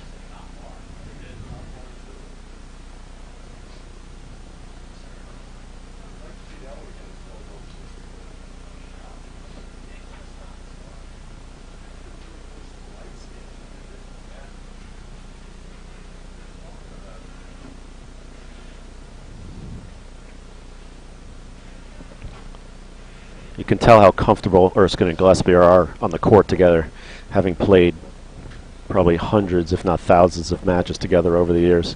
Oh, yeah, absolutely. Whereas Gart and Greger have played enough, but only a few tournaments, only 2 this year.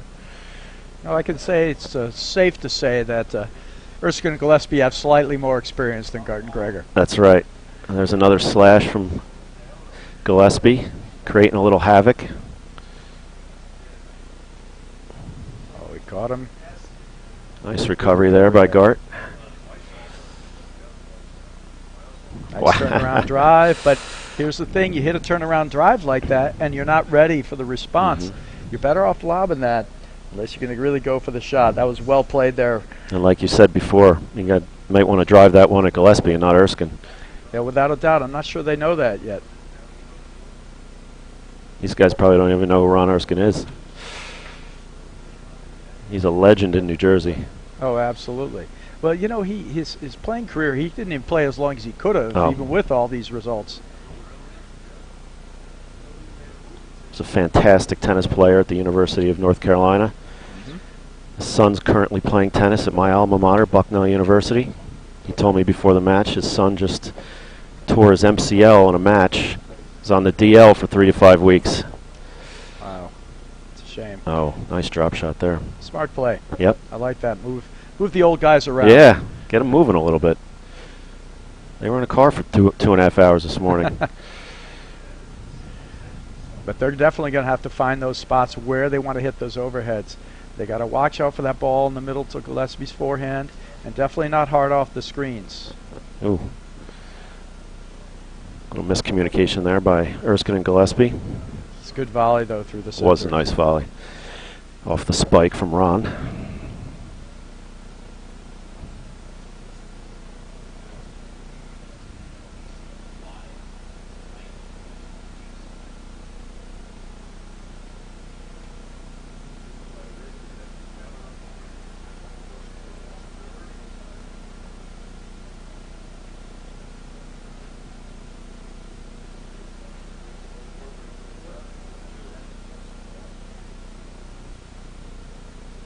He overcooks that volley. Yep. But that's what Gillespie and Erskine will do to you. They'll keep lobbing, and there you saw the lob, but then they get you off the net, 3/4 pace drive to draw you back in. Exactly. It was just a probing drive. It wasn't meant to do anything except maybe just create a volley error is exactly what it did. Yeah, but he made the volley error because they hit so many shots. He went for more than he needed to. You got to just settle in and realize you're going to be out here playing a bunch of balls. You can't go for that shot. Even if he had made it, it would have come off the screen. Erskine would have made it. Keep the ball and play at the right shot. Oh. That was an interesting play. Yeah, I think he wants that one back. Didn't sit up quite as high as he thought it was going to. Look at that view. That is a fantastic view of the backdrop there.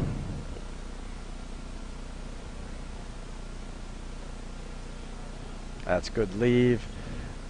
That's for all you out there. Anytime that ball goes above your paddle with pace, let it if you're go. set up properly, let it go. Oh, wow, good returning there from Gillespie and Erskine for a 4-1 lead here. Excellent job.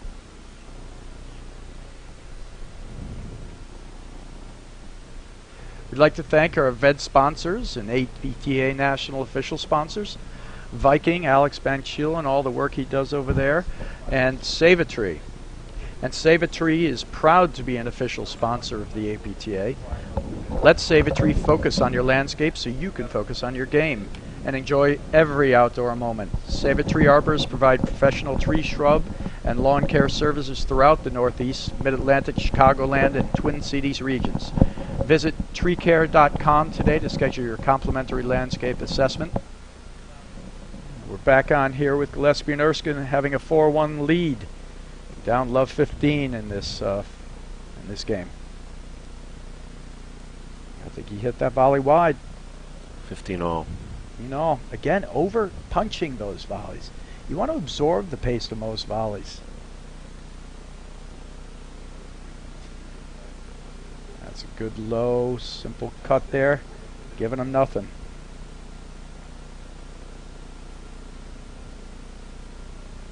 Yeah, you won't see Garton Gregor create too much offense off of any of Gillespie's overheads. Yeah, because he's going to place them well. Yeah. He's getting a look there, but Gillespie knows, and he's on top of the net, easily volleying it back.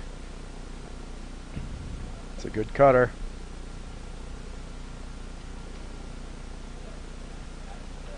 Now that was a good ball. Great get. Yeah, great get by Erskine. Still got some wheels, the old guys. A little much. He's got to be a little more economical. You watch some of those top players like Steve DeRose volley, Drew Broderick. It's literally the paddle's still like a rock. Super quiet, Yep. I like to say.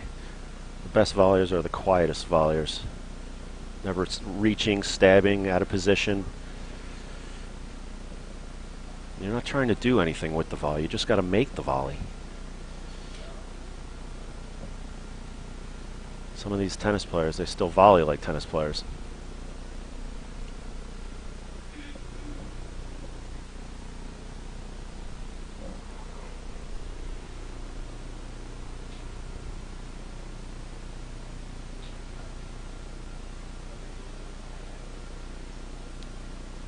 There's that cutter again.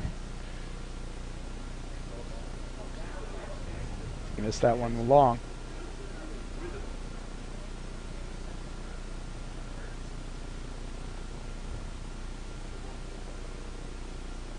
Oh, great drive through the middle. Oh, Mike Gillespie makes the honor call, which is great. He tipped the ball there as the ball went through. He calls it on himself. Great sportsmanship. 30-40. A little miss hit. Sometimes those are the best. That was a well-spotted drive. There's that blitz from Erskine that you were talking about.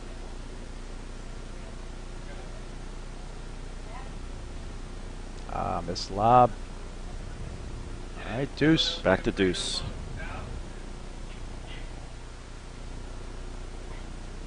Fault.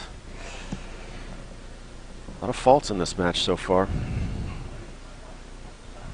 That's a bad foot fault too. Yeah.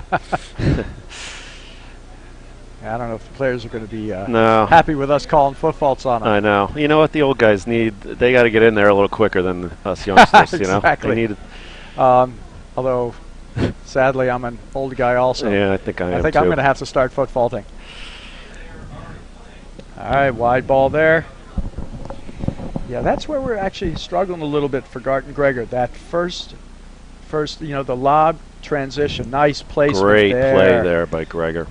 Now, they got to place their lobs and look for the offense without making that error. You don't have to put it on the line, but you want to consistently get your opponent back behind that service line and be able to move it around.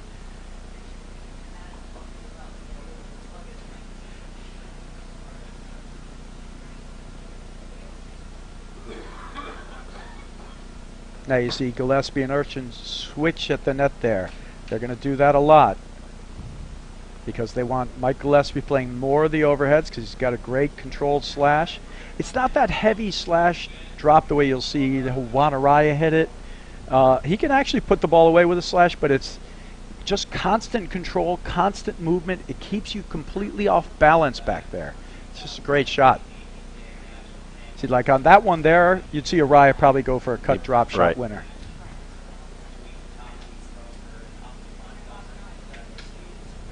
Mike has that shot. He just doesn't use it as often as Juan does. All right.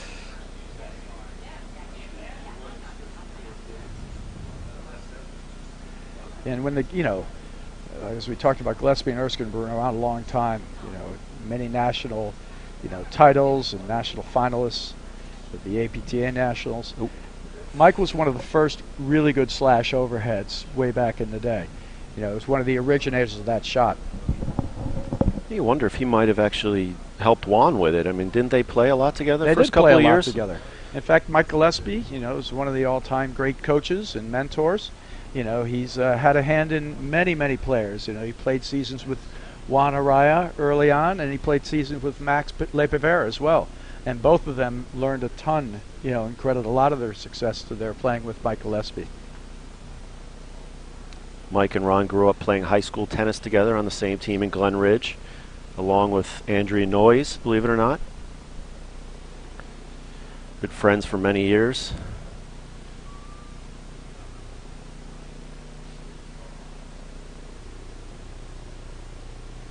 All right, so it's 4-2 now.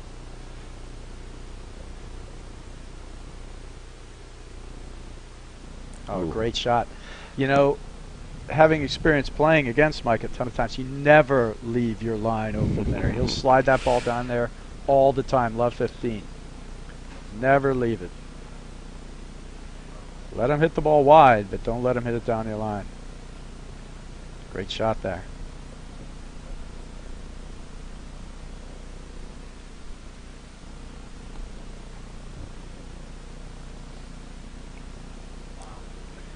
Well, he got him there with the offensive volley.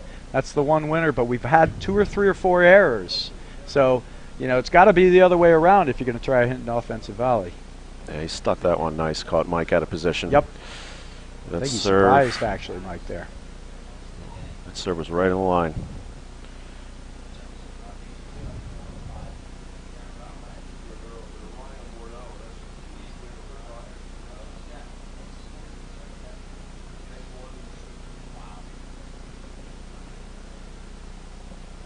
Ooh, miss-hit that ball there.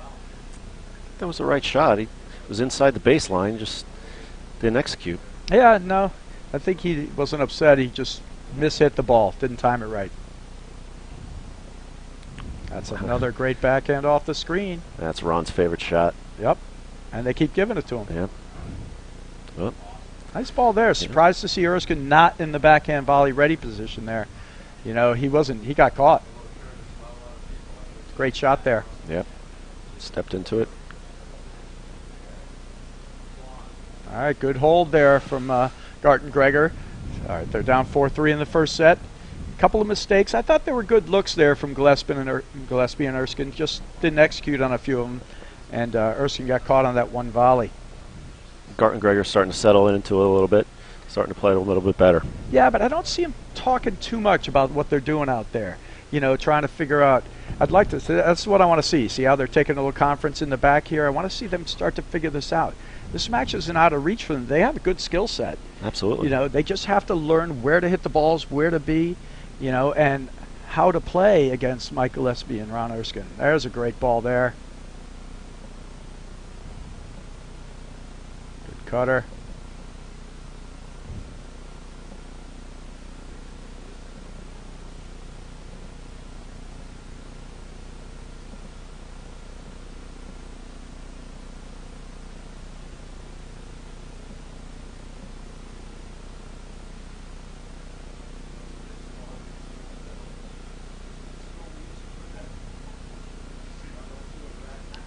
Long.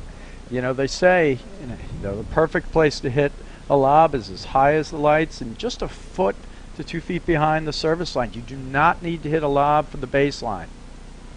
It's a great couple of returns there now.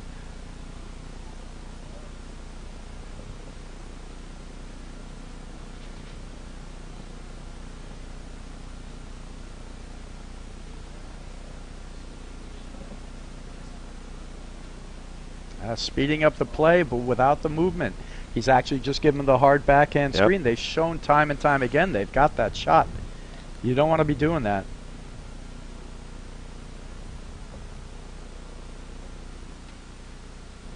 That's a quick 3 points for 40 Right. Love.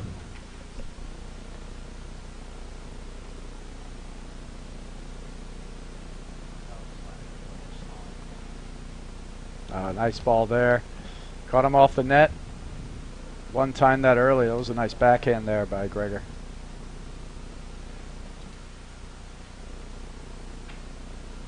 You see, Mike Gillespie letting it go through.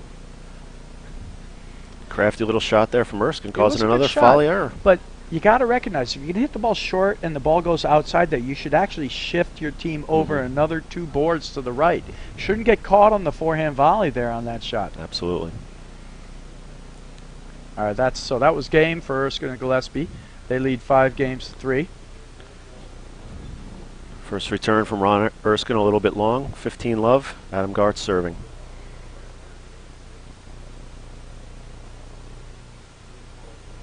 Yeah, good choice. Yep. I think Ron should have lobbed that. Maybe he was trying, but he didn't execute because he was off balance making that get.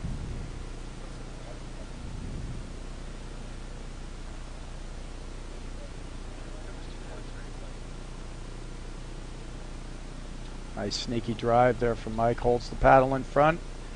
Catches him moving back, but nice gets there by Gartengreger.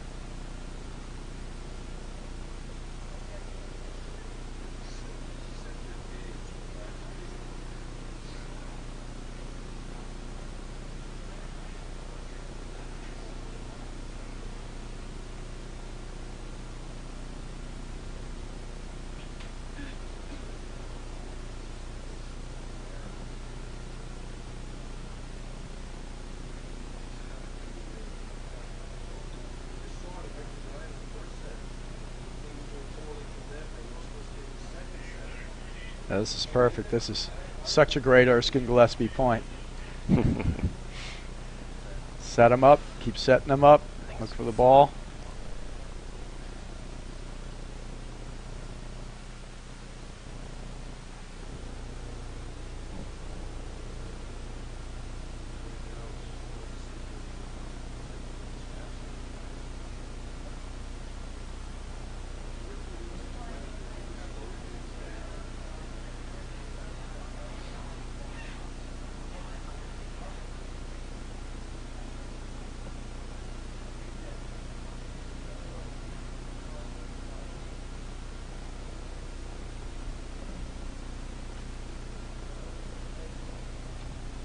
For all those viewers out there, you can catch us on the live stream, but you can also catch us on Facebook.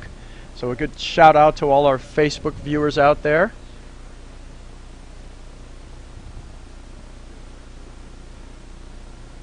Oh, Nice ball there.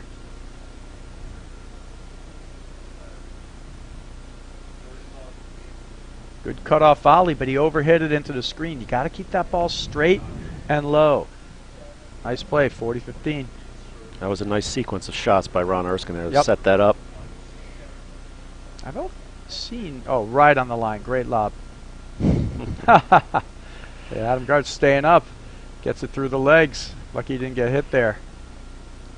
Ron's too nice. I don't think he was trying to be nice. Just wide. Yep. 40-30.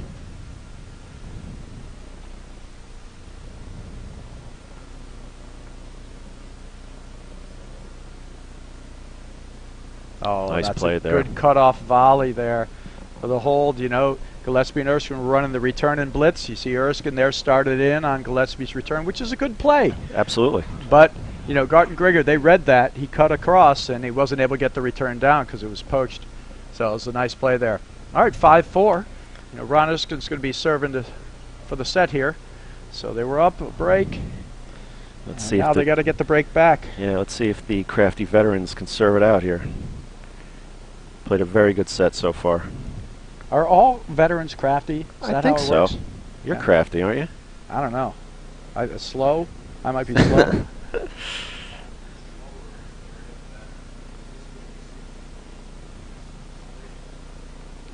Yeah, what are all the other adjectives? There's like grizzled, crafty, you know, wily, Aged. aged veterans. Oh, perfect. Wow, from our producer Brian here, he just evil veterans. I don't know about that. Savvy. Savvy veterans. All right, thank you, Jerry. Oh, I missed that lob by 4 feet. All right.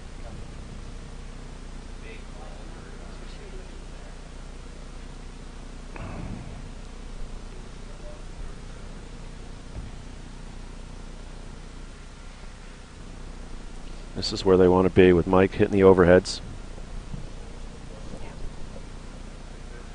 Yeah, they'll switch to get that all the time during this match. Absolutely. As we've talked about Gillespie. It's great overhead, great controlled overhead. That was not an advised shot there. I like the play if you catch your opponent off the net. But at this crucial moment, these guys got to set up the kind of the right point they want to play, where they're going for the right shot. It was a good blitz, a great get, and miss hit the Went for overhead too as he much, goes for yeah. the cutter. Triple set point. Yep. And that was a great play, too. Called Another wide. fault from Ron. 40-15.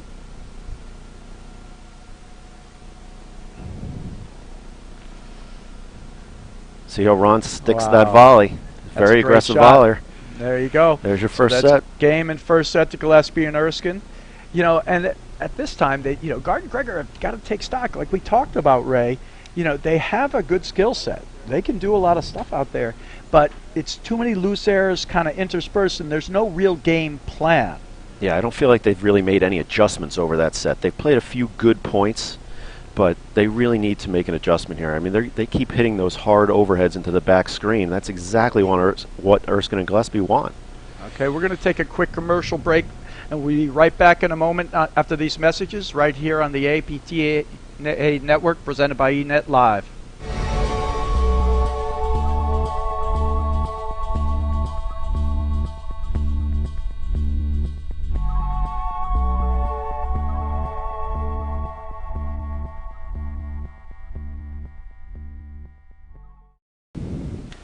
All right, welcome back to the APTA National Championships presented by eNet Live. We're in the round of 128 match here between Mike Gillespie and Ron Erskine, who won the first set 6-4 against Adam Gart and Carl Gregor. And that's Mike Gillespie hitting the backhand screenshot there.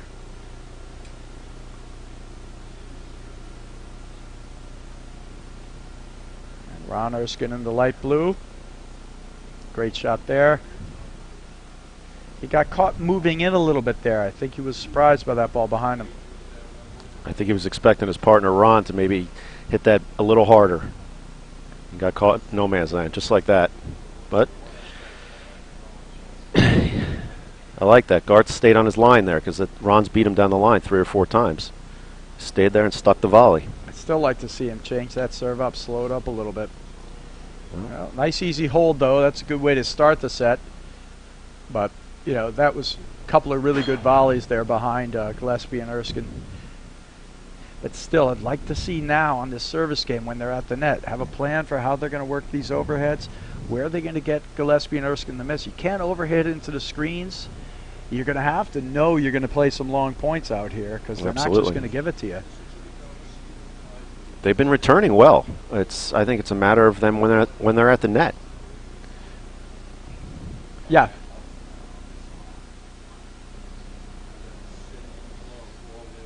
I'm not sure if that volley was out. I think it was. I think it was. Yeah, so should be love 15. Love 15. Here.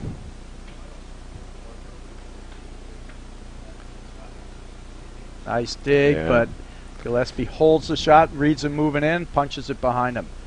Now, right away, as soon as Gart moves up, though, Gregor should slide behind and see if he can get that ball. He might be able to.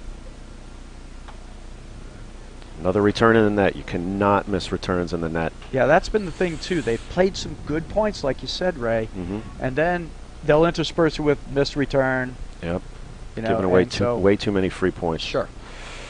Can't give away.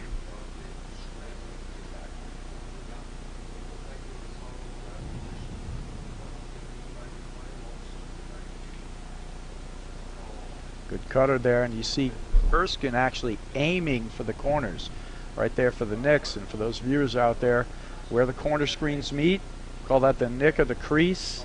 And if you can get the ball in there, it shoots out various ways that's harder for your opponent to anticipate. So it's definitely a play you want to utilize.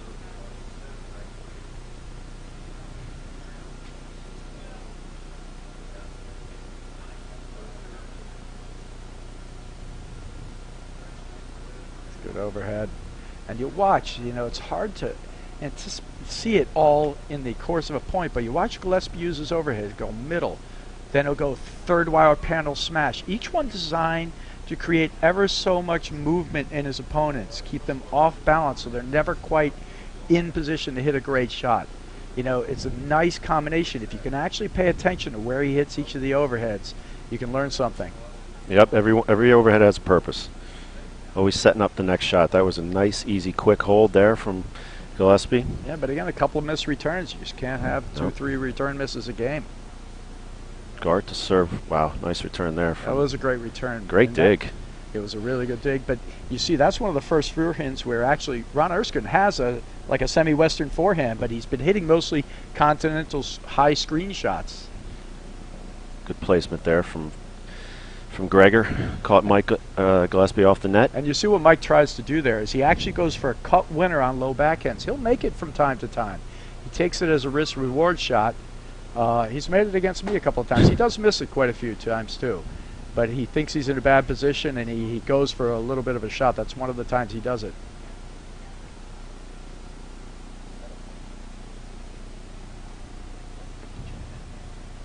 I don't think so. Gart serving 15 all. Ooh. And there he goes, semi-western forehand again. Yep. And that off was the frame. Semi-western forehand framer. Framer out of the court. Although I have to say, I get at least one of those a match. Oh. And my favorite of all shots is the setup drive where I mishit it and I swing fast, but it goes really slow and rolls right over the guy and they expect it coming hard. Yeah, that's the best one of all. My favorite memory that my old partner Billy Brown never lets me forget was a match that we were playing you and Jimmy Kaufman in the Connecticut Classic many years ago. Third set tiebreaker, probably 8-8, 9-9, or well, it was in 10. The rain too, right? Yes, and Heavy rain, you I guys remember that. match point. I went to hit a return to serve, and I hit the frame, and I think the ball is still in orbit to these days. And Bill Brown will never let me forget about it. I think it was the only time Billy and I ever played, you and Jimmy. Great match. Unfortunate result for us. Well, For me, not for you. that was slightly, wasn't sure how to respond. But all right, 30. Adam Gart to serve. They got the ball back, 30-15. Adam's got a nice serve. He serves it into the corner with some pace. rolls it in there. Yeah. Yeah, but Gillespie's had some cuts, though.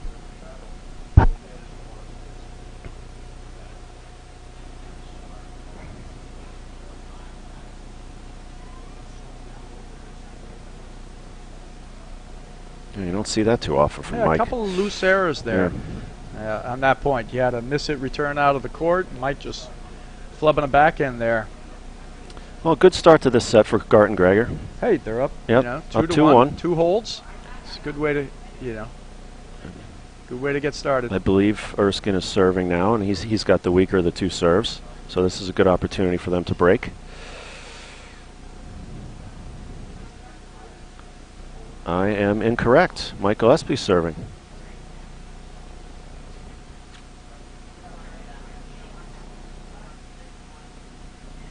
Miss hit volley. Great return. Love 15.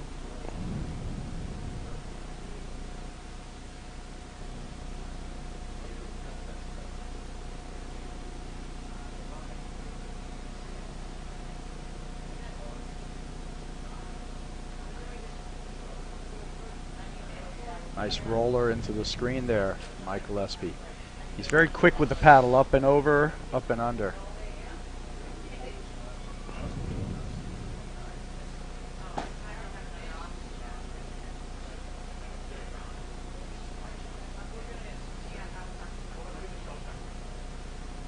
Great cut over it, baiting him into that shot. Yeah, he saw them off the net. He thought he could sneak it in there. Just not sure that's the right shot at the right moment. I agree.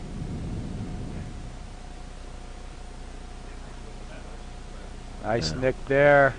Great placement. He Yeah. will be going for that, and he's been very, very close. He's up and around there a lot. He likes that shot from the cross-court position there into the deuce corner.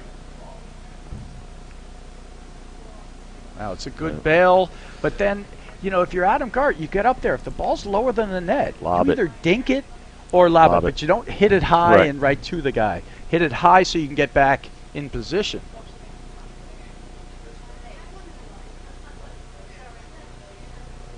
Up, wide. Now, where do you think that volley should go, Ray? Right down the middle. Right down the middle. No reason to be anywhere near the sideline with that. It's these kind of basics, That's all it is for Garten Gregor right now. Just developing that little less errors. Don't fall into the trap.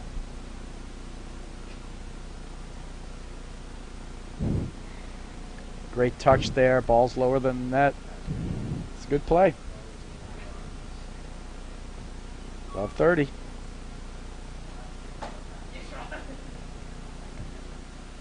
That's a better volley. More economical.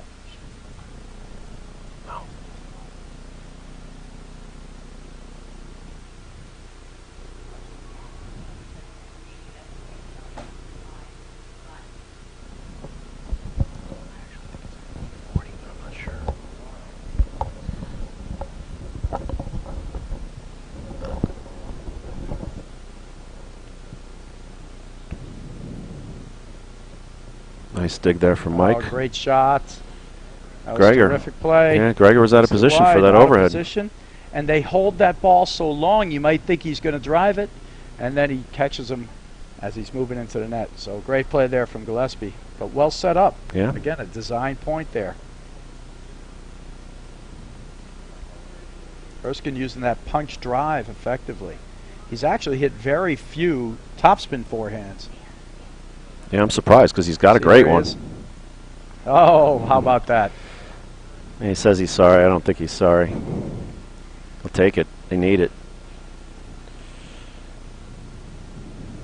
Yeah, they were.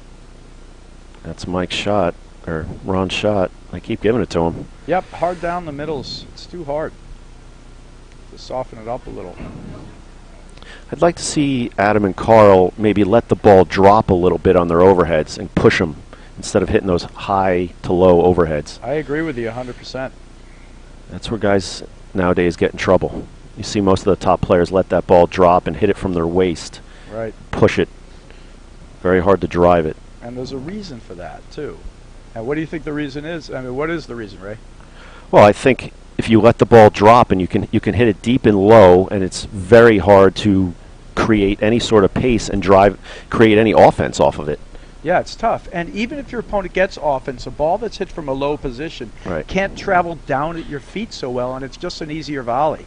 I think the person in our game who does it the best is Jeff Morneau. I mean, he has some of the greatest low, flat overheads that you just can't drive. He's great. Max Leipivera is great. A lot of guys have pretty good ones, but those guys use it a lot. Yep.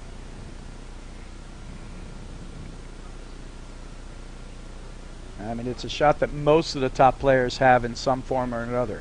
Absolutely. You know, some guys just use it a little more and are a little better at it. You know, in Morneau's case, he gives you a constant diet of that ball. And that's really You'll never 80% of the overheads that he hits, actually. Yeah, I don't think you ever see him hit an overhead high to low. Oh, that's a nice touch there. Wow. Great shot by Gillespie, reading it. These guys are showing a little more imagination with their overheads. Yeah, this is good. We'll switch there at the net. Blitz there from Erskine. A great point here from Gillespie and Erskine, just constantly making them work.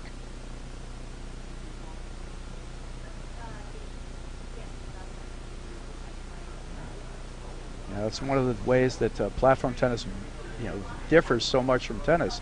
You can gain an advantage from lobbing. Create confusion to your opponents out of there. You almost saw a couple balls ago, Gart and Gregor on top of each other there. Oh. Tell you, he's missed it. When he's gone to that semi-western, he's missed it. He's been, that's the one shot he has actually missed out there. He doesn't look like he's swinging it with a whole lot of confidence today. He's hitting a lot of punch, undercut forehands instead of stepping into it and hitting it. I think it's deuce.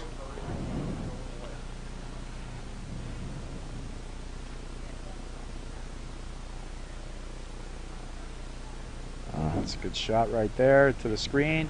He's fallen away. I don't think he should go for that one. Yeah, he probably should have lobbed that one. Yeah, it's funny how many choices you have to make in any paddle match. Great return. Great return there, yep. He takes it early. His return is early off the deck and hard. It's much, much stronger than his actual drive during the middle of the point. Mike Gillespie's got actually quite a good return. But if you hit him softball in the middle of the point, it's not nearly as devastating a drive. Completely agree. His return gets on top of you so quick. Yeah, he takes it early. You can anticipate his drive off the deck. Nice serve.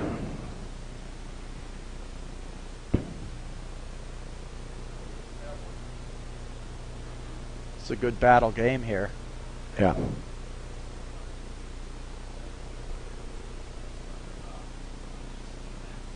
Cut overhead screenshot there from Erskine.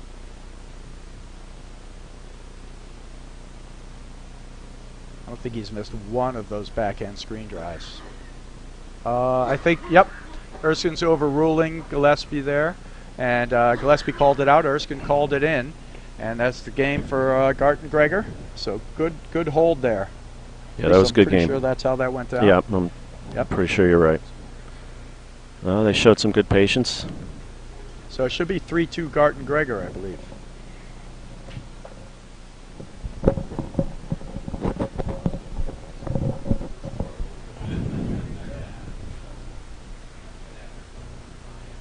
That was a little better. A little better patience, a little better more control out of Gart and Gregor. Now I want to see them do the same thing from the backcourt now. Play balanced points, good lobs, take the right drive, set them up, and then play the whole game that way. Not 2 points like that, then miss 2 returns. Exactly. He just got a fault on the first point there from Erskine, so it's a good start in the game. Good spot on these drives. See, now that was great spotted drives there and then a good blitz. Nice play. Love 30.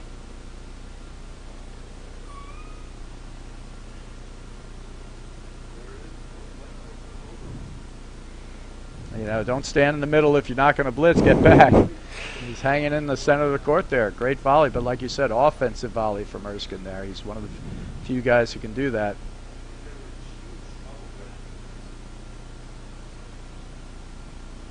That's how they want to play. Good spotted drive again. Yep. And again, they found Gillespie on that one. A little short volley and then attacking drive there. That's a great play. Double break point. And a great spot there off the wing. Gets him to the chicken wing spot. And there's the break. Serve there for Garton Gregor. Well played. They're starting to find a rhythm here. Yeah, that was better. You know, better game. And then they just spotted their drives really well there. Mhm. So they came up with some good offense. Instead of 2 missed returns, we had, all good plays there.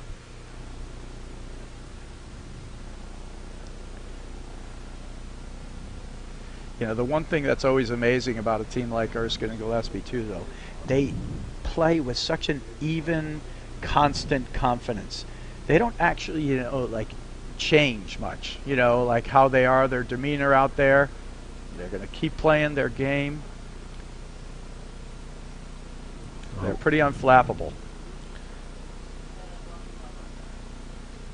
Whereas you see guys go in rhythms, miss, get going too fast. Erskine and Gillespie are solid all the way through. Again, that good slippery drive there with the backhand. I believe it's 15 all.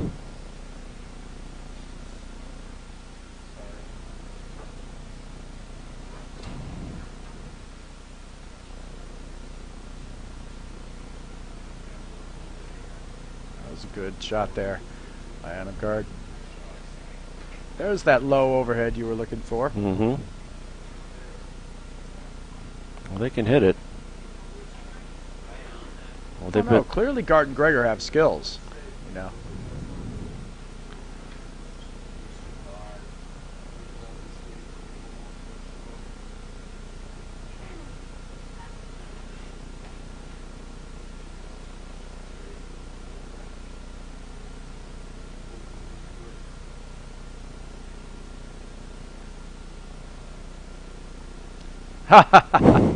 He took a swing and a miss on the first one and tried to flick it back. Great shot. 30-15. See, now Gillespie and Erskine are making errors.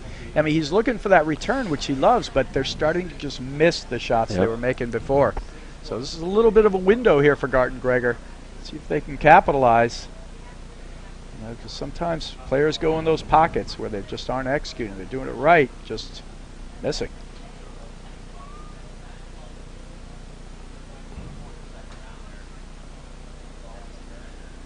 Swing volley, just block it.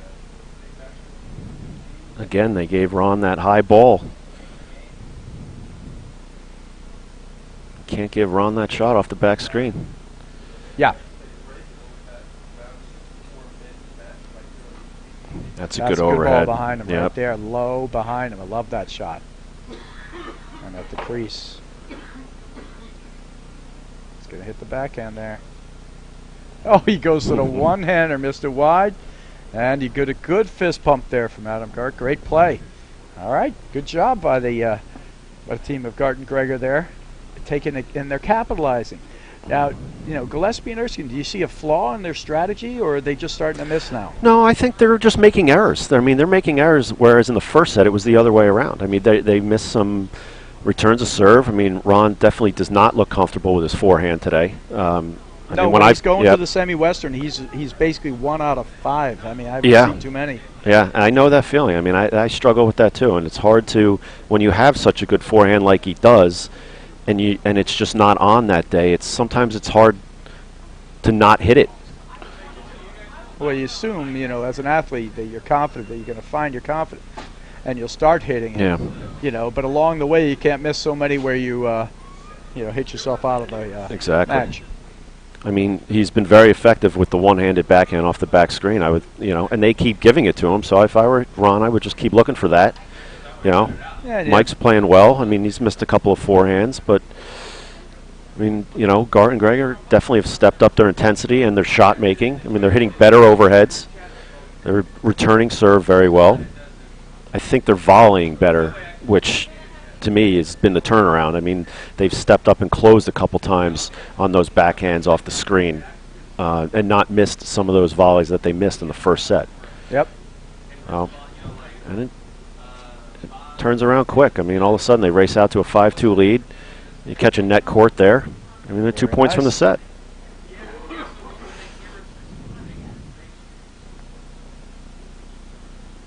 Yeah, definitely a little tide has turned here. Oof. Sure, if that hit the crease, we couldn't quite see that in the corner of our screen here.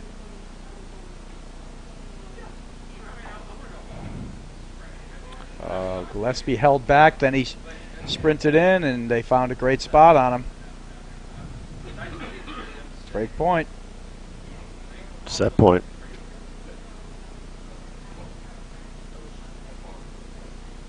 Oh, goodness. Slippery little drive there. Again, just get over in position.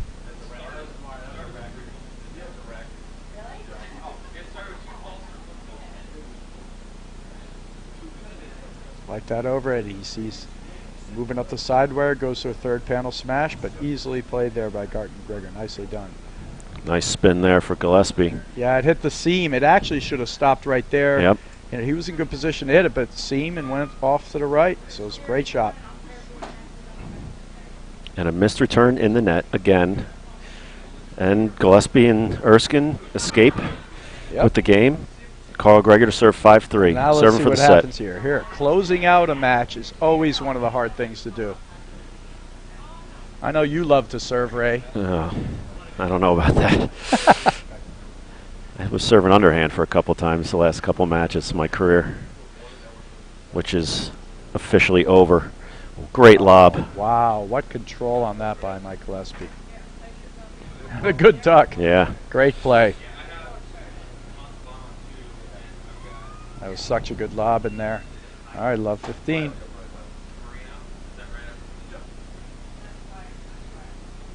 And that's the return he missed in the last game. Great pickup there. Great pickup, yeah. That was a hell of a return. Yep.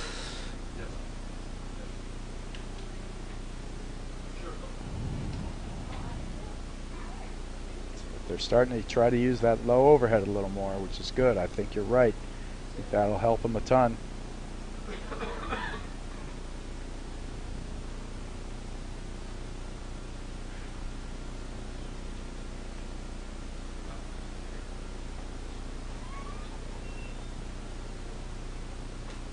There it is.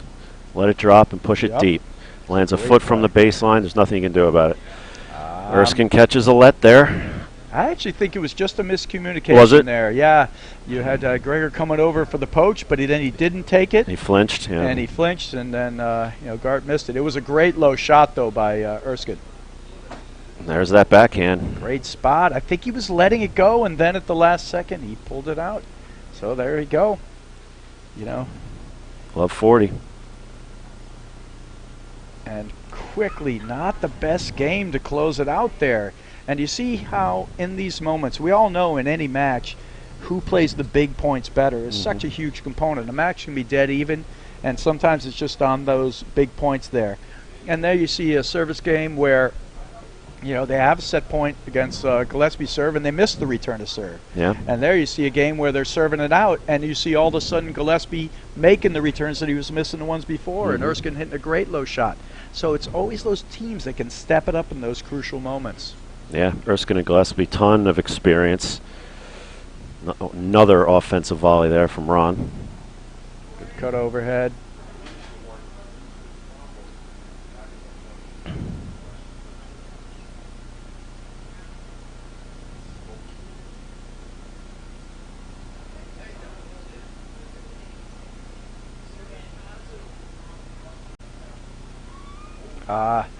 The ball's not high enough, so you got to roll that back end there. You cannot miss it in the net.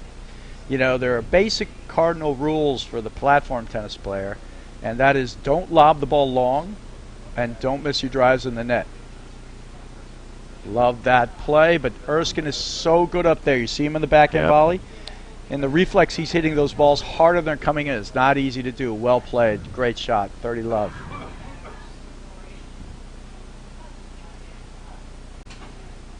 Nice serve down the tee. Pulled Carl out of there. Pulled Carl out of the corner. He misses it in the net again. Can't do it.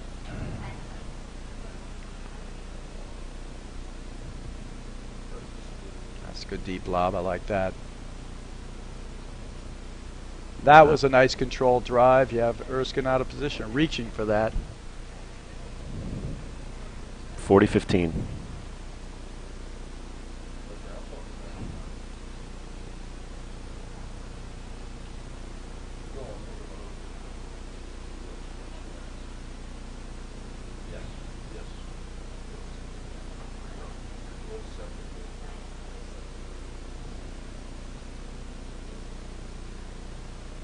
That's the first two-handed backhand I've seen him roll out of that corner. Very effective. Yeah, I'd like to good see him spot. do that more. Good spot there on that drive by Gregor. Right in the hip. All right, 40-30.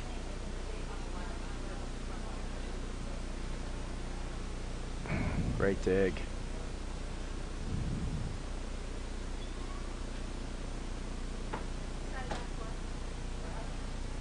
That was a little overhit to the screen there. Deuce. All right, good play. Way to get back. A couple of good points there from Garten Gregor. 3 volley errors in a row from Ron Erskine. 3 about forehand volley errors in a row. All right, break point. Set point. Right on the line. Great shot.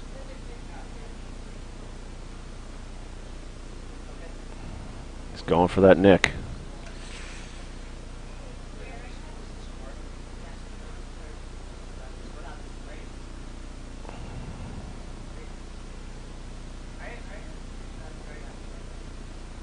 Smart lob there. That's not the ball to No. blitz on. He's driving from too deep in the court. It was high, but it's too far back. It's not in. And it's such a big point. Yeah. You don't wanna Gillespie's take sitting the right risk on top of the there. net. Yeah.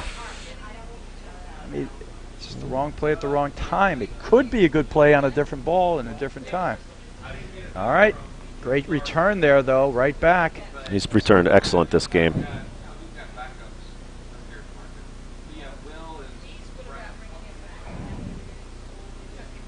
Good spin there from Mike Gillespie.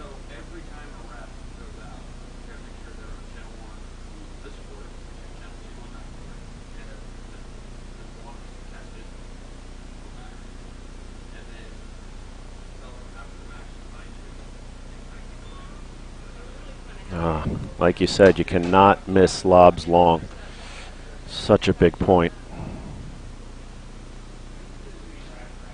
That's a good deep serve.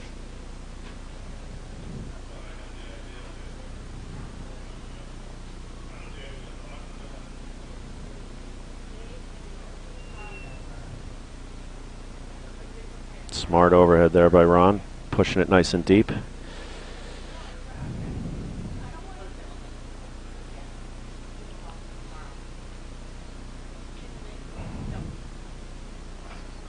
That's good point development here by Garten Gregor. That's good.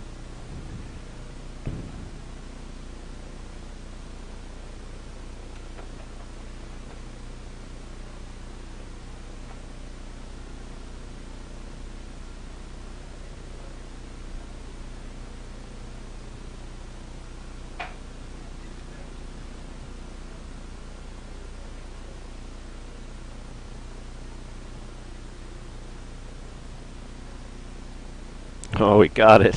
What a great shot that was.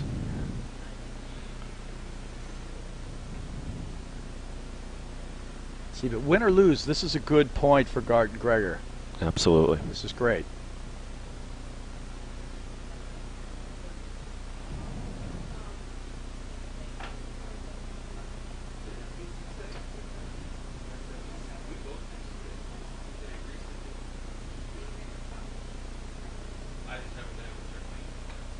Wow, nice play. Great point. And you can see how in there, Garten Gregor had some looks, but you know, Erskine and Gillespie do such a good job. It's not easy looks, so they're able to make the volley on each one of those. Oh, Erskine had to make a heroic volley just to stay in that point. Yep. I mean, he stabbed at that volley. It landed in the corner. That was a great shot. Yeah. That was a good switch, but a great roller there. Back to Deuce. Nice serve. Yep, great serve.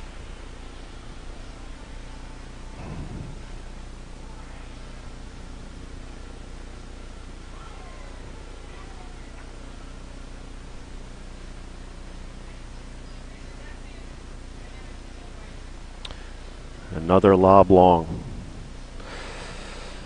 on a big point. Yep, good point.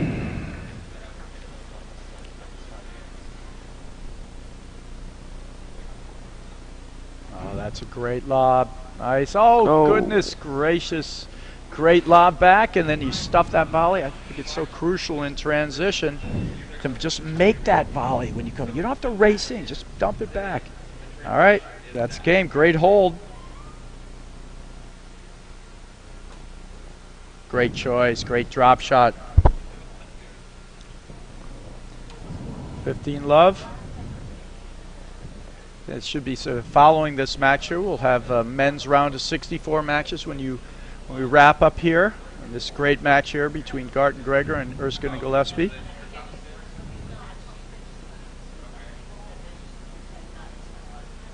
So I'm going to put you on the spot here, Ray. Are they going to take this second set, Garton Gregor, or Erskine and Gillespie going to pull it out? I think we're going 3. You do? I do.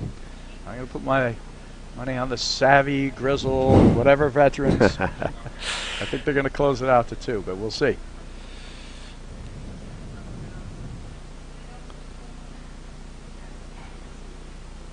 That's smart. They're starting to read those shots better, making a move.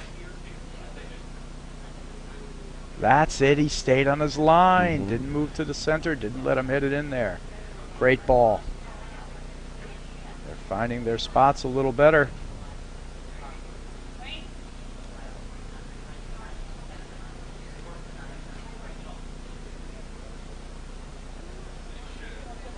Oh! Angles his face down. Paddle head should be up. Yep. Body should be down. All he has to do is make it. Yep. Right there. It's those little unforced errors that make are so important in matches like this that He come was down to 1 or 2 little right points. there. Yep. He was in great position. Just bad technique. You never Yep. want your paddle head down. You want your paddle head up. Slight pitch in the face, a little open. There's Mike's shot. Yep. Cannot give him that shot. Want to overhit it into the screen there. And if you do, you want to stay back some of the time. Yeah. There you go. Erskine hitting that forehand Yeah, now. he's starting to feel it a little bit. He's Yep. made the last couple. Yep. He loves that chip backhand. Wow. Yeah, they're starting to read it now, Yep. though. He might have to go away from it. Now they're cutting it off. Putting some volleys in there. Great play.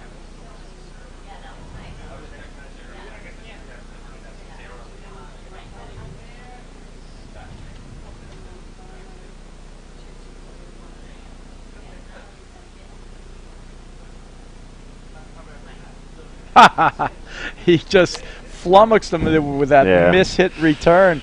A hard swing. He's been hitting bullets, and that one slow rolls right over his head. Great shot.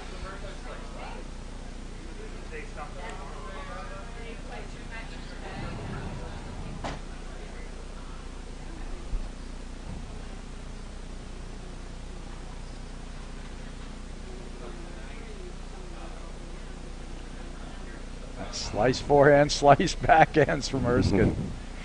Old school. Yeah, it's like Ken Rolswall style there. Oh, he missed a backhand screenshot. I think Yeah. that was long. It was. Yep. That's his shot. He wants that one back. But I tell you, Garton Gregor are doing a good job climbing in, closing off the net, taking away those screen drives a little bit.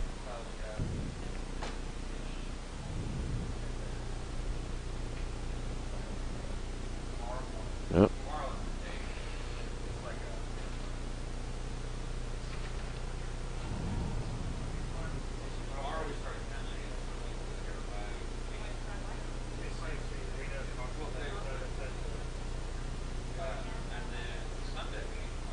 Great shot again, angling the face down.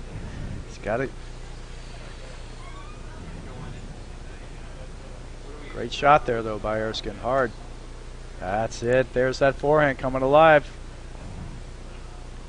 We'll see if that's the difference. That's a heck of a shot there by Yep. Adam Gart with a fist pump after it. That's a great controlled roller. Caught Mike Gillespie off the net. Perfect pace.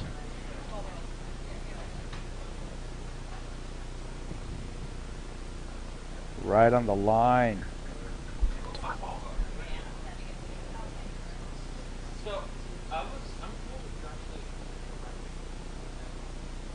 That's great deep over. That's the one. Low push.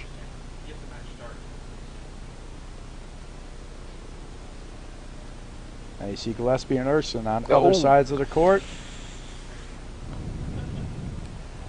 And there we go. Great play there by Garten Gregor. Nicely done.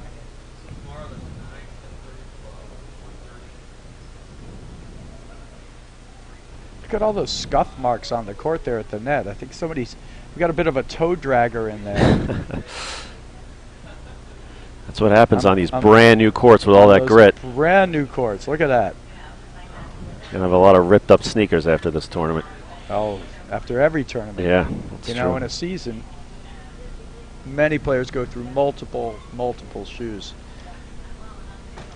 Again, we'd like to thank Save-A-Tree and Viking, who are our official sponsors here at the APTA National Tournament. All right.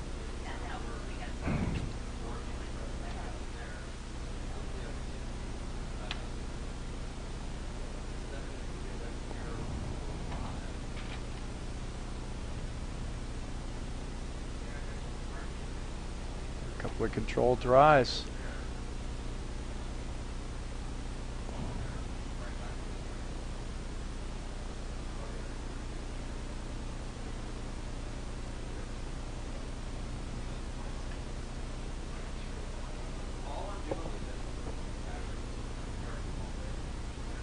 I feel like Garten Gregor is settling into a much better pace, much better control.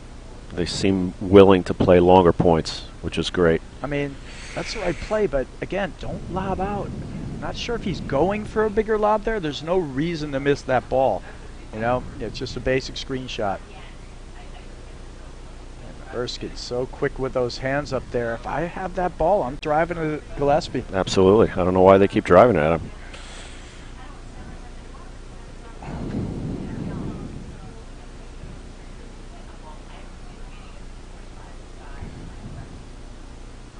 Great turnaround volley.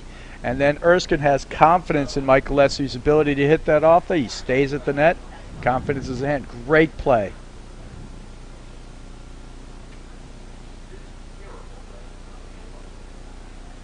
Ooh, punch drive. Yep, Mike's hit a first volley short, created that opportunity for Adam Gart.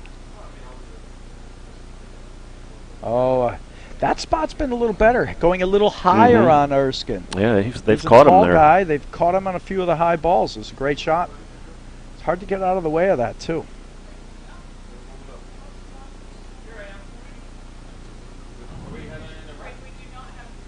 Well done. There you go. Great hole by That is a great hole. Gillespie, 6-all. Here we go, second set tiebreaker. Let's see if they can stay in the match. Yeah, we did have one game that was a 5-minute long game, in point actually. That was a 5-minute long point in here. And I like the way Gart and Gregor are starting to play here. This is better for them.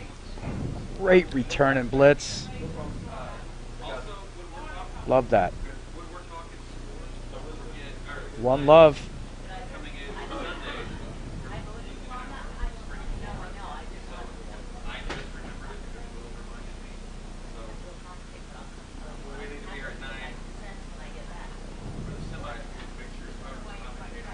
Oh, I think he might have thought it was going to be a let court. He kind of hopped up on that one. Great shot there by Gregor. 1-1. Ooh, that was an easy volley. Yeah, he had a nice He's slow missed a few roller. I of those. like the change of pace there, though. 2-1.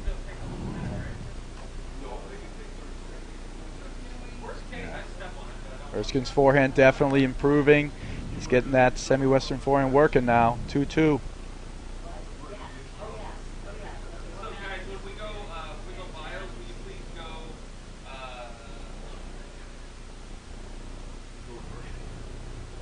Great high lobs.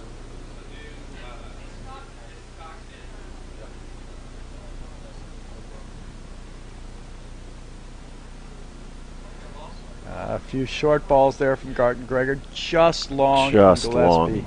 All right, well played there.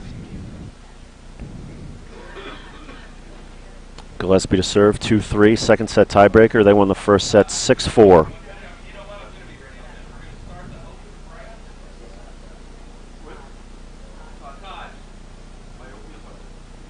Just long. Yep, it was out.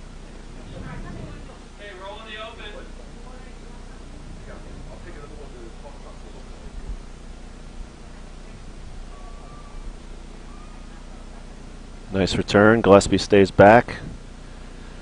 Oh, not sure that was the right ball. He was out of position. He was just, his footwork wasn't right. If he Yeah. could have stepped into it, I no problem with him Right. hitting it, but he was fading away. I Then he think should just let it go to the screen for sure. Yeah, I think he thought they were off the net and he could sneak it in there, but Problem is he couldn't make it because he was off balance. Great volleys. Wow, good He- shot. he- Great tiebreaker being played right now. Ers- 5-3. Erskine keeps feeding Gregor's forehand with his overhead. He should be just Starting to roll it in Yeah. there nicely, Gregor. just hit it down the middle. Hit it right at that Viking sign.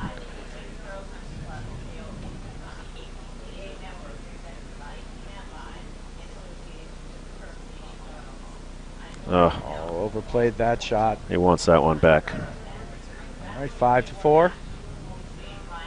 Now players switch sides, so you everybody out there haven't played a lot of platform tennis. You switch on the first point, and then everybody serves 2 thereafter, but they switch every 4 points in a platform tennis tiebreaker. That forehand volley, missed it. 6-4 now, so it's a set point here for Garten Gregor.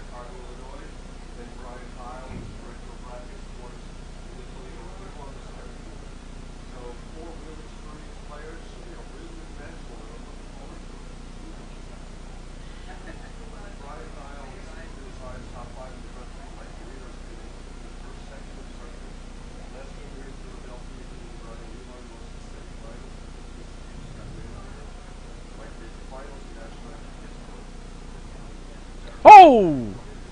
Was that a swing and a miss? It was a swing and a miss. How about that? He went for, I think he was going for a heavy roller. He just whiffed it.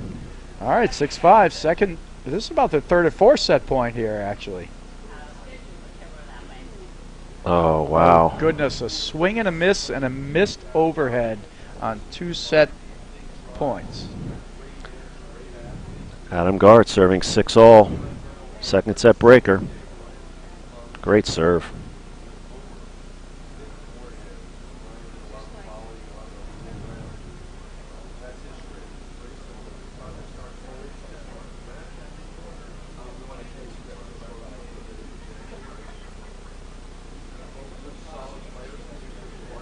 Missed it wide. Wow, and now it's match Throws- point. How Adam. about that? So they have 2 set points. They're up 6-4 in the breaker. They have a whiff on a short ball, and basically 2 missed easy overheads. Easy overheads. Well, let's see how they respond here. It's match point down. And I think that's a let court ace Let court from ace. Michael Lesby. How How- about that? No oh. chance to respond. That's and they just unbelievable. shrugged shoulders, shaking hands at the net there from Garten Gregor. But, I mean, you're up 6-4 in the breaker, and you make three mistakes like that. Yeah. You know, and there's not much to say outside of that. So it was a great match we had there. Any last thoughts here? Everybody should stay tuned to our men's round of 64. And of course, we'd also like to thank our event sponsors once again. Our APTA, official ball, which is Viking, and Save a Tree. And any last minute thoughts here, Ray, on the match? It was a great match. I mean, I honestly, when we saw who was playing, I probably would have given the edge to Erskine and Gillespie given their history and their experience. But I liked what I saw from Garten Gregor. I'd like to see them play some more tournaments and maybe learn how to play a little more paddle than tennis. I think their overheads, especially Carl's, he hits a little too many up to down overheads. If he lets it drop and pushes it deep a little more, I mean, they have fantastic returns of serve. They volley well. They both have pretty good serves. I think they're an up-and-coming team. Oh, no, they definitely have potential. Yeah, just some, little cues on playing paddle, and then also understanding the moments. Yeah. At big moments and big points, they made just basic errors, Yeah. and then just cutting down on those basic errors and start to understand the patterns of play a little bit better. They could be a very good team. Absolutely. So, coming up, we have a great men's round of 64, which I believe, Ray, you're going to be doing as well. There's going to be 2 different matches on right now. There's Highland Marino against Hiscox and Misatrano on court 1, and court 2 is Mike Cochran and Mike Montalbano against Genius Chizukwi and Harry Walsh. So that should be an entertaining match. Please stay tuned, and we'll be right back after these messages.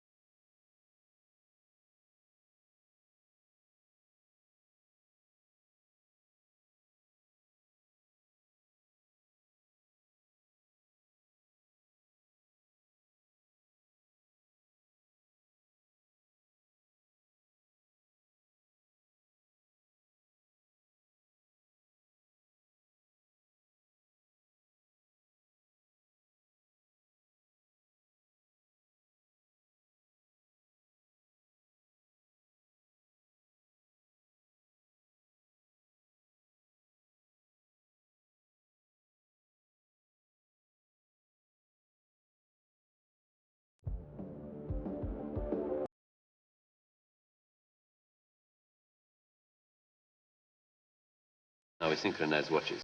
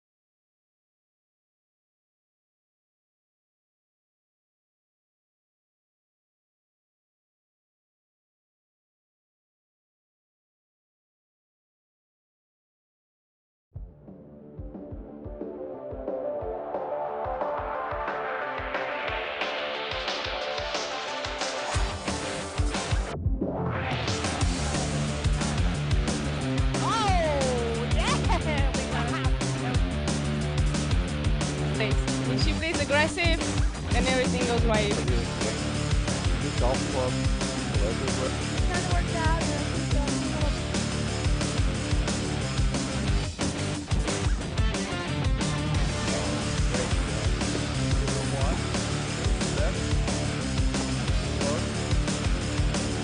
And there it is, game, set, net, Roger Palmer.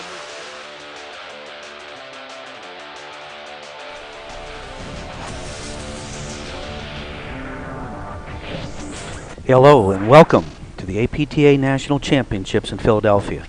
We are live from the Waynesboro Country Club in Paoli, Pennsylvania, on the APTA network presented by eNet Live in association with Kirk Media Productions. I'm Rodney Workman, and along with 8-time national champion David Ohlmueller, it's time for a round of 64 men's match. David, who do we have the pleasure of watching today? Rodney, how you doing today? We've got an excellent second round match here. We've got Genius Chitswitkway out of Marlborough, Mass. He's the head pro at the Weston Golf Club. He was mentored by actually Johan Durant for 4 or 5 years, and now he has the job there. Johan went to the Country Club of Brookline. He's playing with Henry Walsh from Larchmont, New York, and they're playing against Mike Cochran, a former national champion, one of the most exciting players to play the game, very athletic, and Michael Montalbano, who works out of the Montclair Golf Club, where I grew up playing platform tennis, and he actually teaches my brother's 3 kids and his wife and my brother. Wow. And he heads up the umpires committee. So this is a very tough second round match here. It's a good thing you're not the official of this match. He's got ties into your family. Wonderful. I'll tell you what, this Genius Chitswitkway, great name. That is a name of all time, and look forward to watching him play. Obviously, the guy's a great guy. He took Johan's place after Johan was there for 5 years, and that says a lot about a person if the club takes them.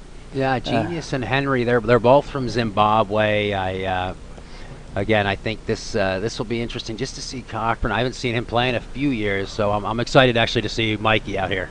Well, I'm with you. That guy brings the sizzle. Mm-hmm. In his prime, he had some of the best returns of serve of all time. One-legged, two-legged, no-legged. I mean, he gets up and there were no names for that. He almost hits it like a baseball bat. Yeah, we'll see when we're watching him today. There's shots at double-fisted. Yeah, both sides. What do you call those? I don't know, but I'll tell you what. He is a scary player when he is on his game, and like you say, he's a multiple national champion. I've watched him win some really big matches over the years. One in particular, they beat Uline and Keevens in the quarters. We're off and running? Yeah, they just started. Genius is serving the first game here, serving to Mike Cochran here with Love a 15 forehand. Playing baseball. All right, he's got nowhere to go but up after that return. I think it's 15 all. I'll tell you what, Dave, the camera angles are amazing and they're crystal clear now. We played through the snow squall earlier this morning, and then finally got some nice weather, and now it's actually ideal with a little perfect cloud not much cover. Sun out there either. Exactly. I like this light. Look at that, good coverage. Genius. There's another one for you. That's 2 back-to-back crease overheads by Michael Cochran. That's not easy to do. Mike's got his New York Rangers hat on. He's a huge Ranger fan. There's that two-hander. Boy, the snow just picked up as you were saying. The weather was perfect. What'd you snowing say? Sideways again. Wasn't it just cloudy? I jinxed it. Look at this. Boy, it was fast. Point to Genius and Henry. This could be just a quickie. Hopefully it'll just blow in and blow out. Genius played his tennis at SMU and played on the Pro Tour and got to about 700 in the world. So and with that name, I'm expecting a shot maker out here. Yeah, you'd think, for sure. Actually hanging around Johan as much as he has, I'm sure he's got some firepower. I asked him if he has all the spin overheads and all that stuff, and he's, well, only one person has that. He's right. I wonder what the delay is here. You really spoke too soon on that weather a minute ago. It was. Look, the light was perfect, and it just blew in so quickly.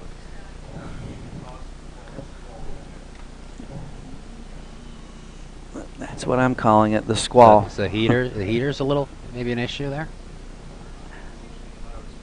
I am not sure. Looks like there's Tim McAvoy down there, the orange. Looks like they're playing now. Tournament director. And there's our lead sponsor, Viking.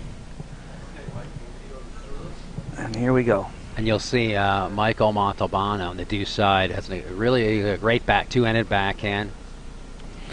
Yeah, I'm looking forward to watching him play because I've never seen him play, nor three of the four players actually, Henry and Genius. He heads up the umpires committee too, Michael Montalbano. He's known as Monty, by the way, just for those out there. Nice.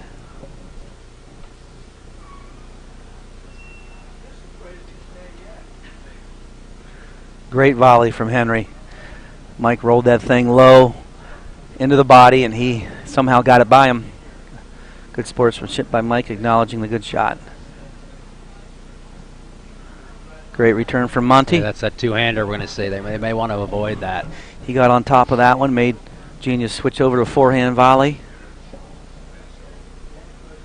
It's the only Mike would try. He makes that a lot off a side back screen, but he will make that more than he misses by far. He is instant offense.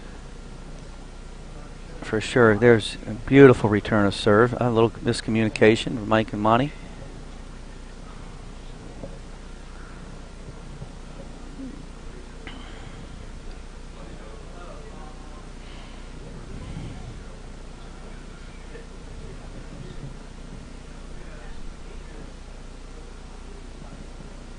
Look at Mike Cochran. He's ambidextrous.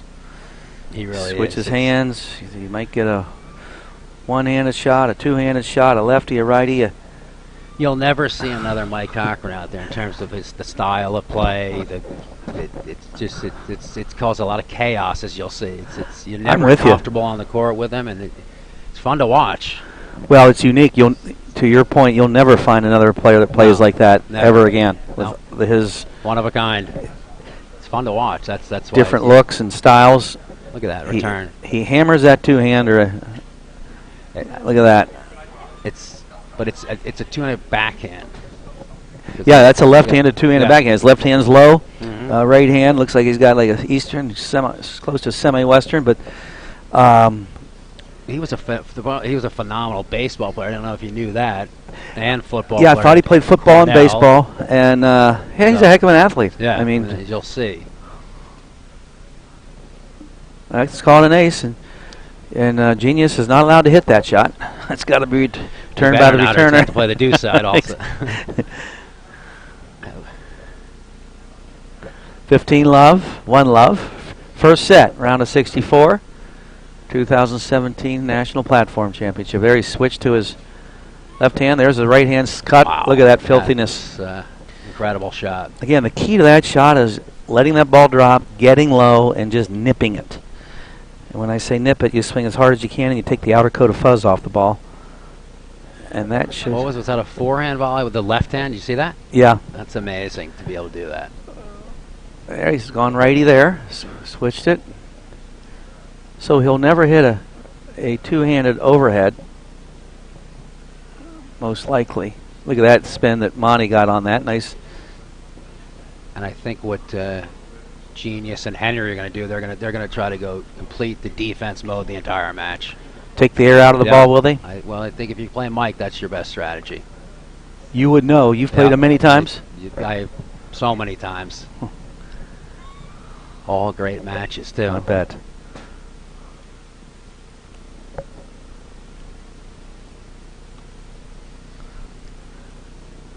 Yeah, they don't seem like they're looking to drive much. No. Which is a smart thing to do. Slow playing. Just steady as she goes. Again, out there watching. You lob in the green. You drive in the blue. Set yourself up with good defense. Pull the trigger. There's a nice little roller. Yeah, I like that slow roller to the due side, the side back. Yeah. To try to get it to die on the back screen if you hit it perfectly.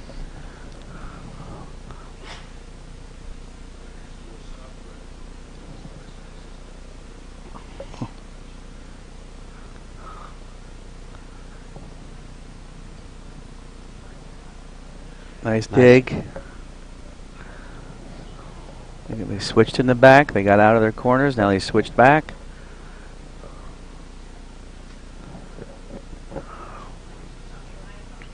Oh, that was a nice over. I don't. What did he do? It hit him. Huh. I think he went the wrong way into the ball. Yeah, exactly. He walked into it. At 30-15.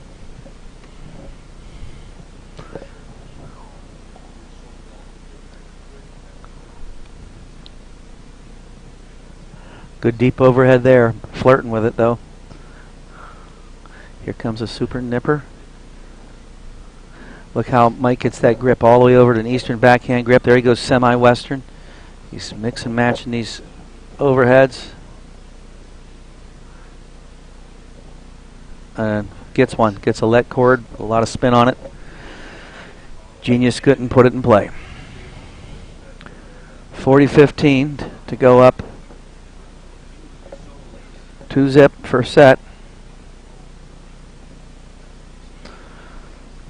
Monty plays a nice steady game. Yeah, he's a smart player out there. Funny thing about him, he's an amazing ping pong player. Is he? Yeah, a little known fact, but he's probably the top ping pong player out here. Really? Yeah.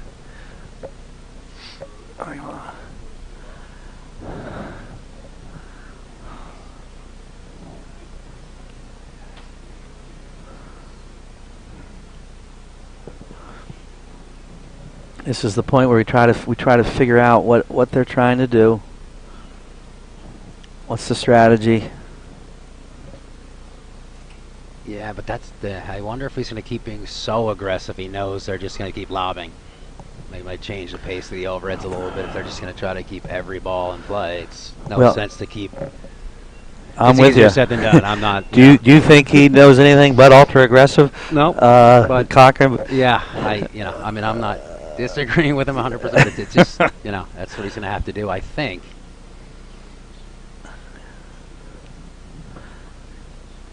Yeah. But it's not easy to change somebody's personality out there. You know that, Rodney. Leopards and spots.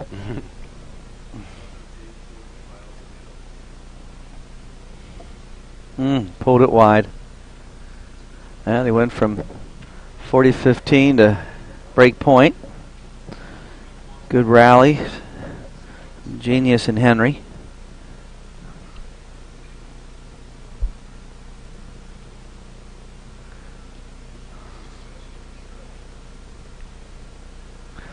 Back to deuce.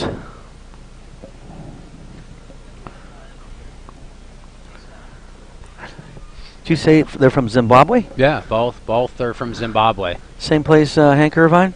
Hank is Rhodesia. Rhodesian. Yep. Davis Cup player. Davis Cup and field hockey Olympic team, I think, Hank. He was? Yes. Oh, what a not surprising. Yes. If Hank's listening out there, I hope you're enjoying your fishing down there. I hope he's on his boat. Hey, Venice, Hank. Englewood. He deserves it.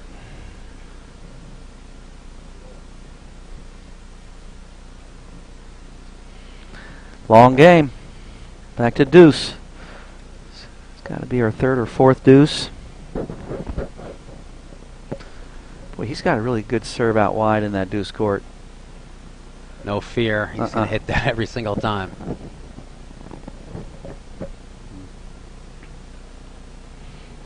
Notice how they switched to get Mike on the left side so he can hit that shot right there.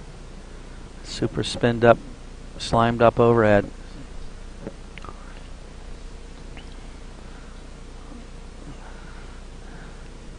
I mean, that's such an advantage to be able to play with both hands. You haven't seen too many guys do that in tennis or paddle. Well, he's got to be related to Luke Jensen, maybe. Dual hand Luke. Yeah, very good. Yeah, I mean, that was an amazing thing to watch. Yeah, but that's why it's always fun to watch Cochran now. You just kind of never know what you're going to get, and it's exciting. That's the beauty of it. He really is, and he's fearless. The guy's just amped up, ready to go. Takes his time getting in there, but he's where he wants to be now. In position to start working his overhead magic. He's probably the captain on that team. I would say there's a darn good chance. Great roller from Mike, and they hold to go up 2-love first set. That was a good hold for Mikey. That was after being up 40-15 and then kind of getting into a resolve. dogfight.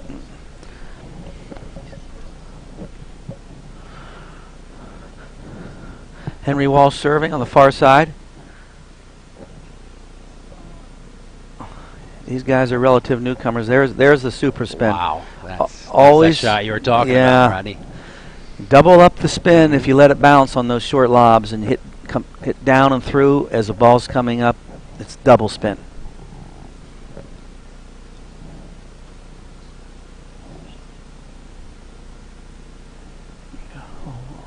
Monty just keeps the pressure on with some nice rollers. He's pretty unpredictable. He'll drive, he'll lob. And we've got 3 full-time teaching pros out here, tennis and platform tennis. Mike Cochran is the only non-teaching pro. He's actually opening up a new sports facility in East Fishkill, New York. It's a 350. It's a huge sports dome. It's gonna have like field hockey, soccer, basketball, right up his alley since he plays all the sports. Oh, he's an athlete. So that should be interesting. Maybe he'll get some paddle courts there. Well, good for him. That's a noble undertaking. You got to get some bounce on those feet from Genius. Was a little stuck in the middle of the service box there. The old Velcro shoes. You want to avoid Velcro in this game. Look at that little slider, one-hander. Just when you think you've seen it all. That one he wanted to lob. He knows that. It's a little too low, little low. and soft. That's absolutely right, Mr. O.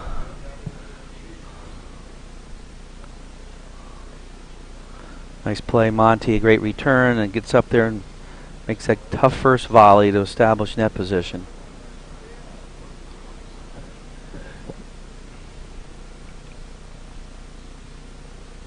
Yeah, I'd like to see Walsh and Genius try to hit some drives in there. They have to get a little more offensive though.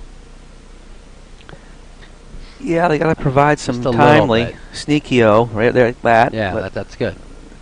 These guys build a nice wall up there. Or you just got to lob for the first hour and hope you wear them down. Exactly. So it's a it's a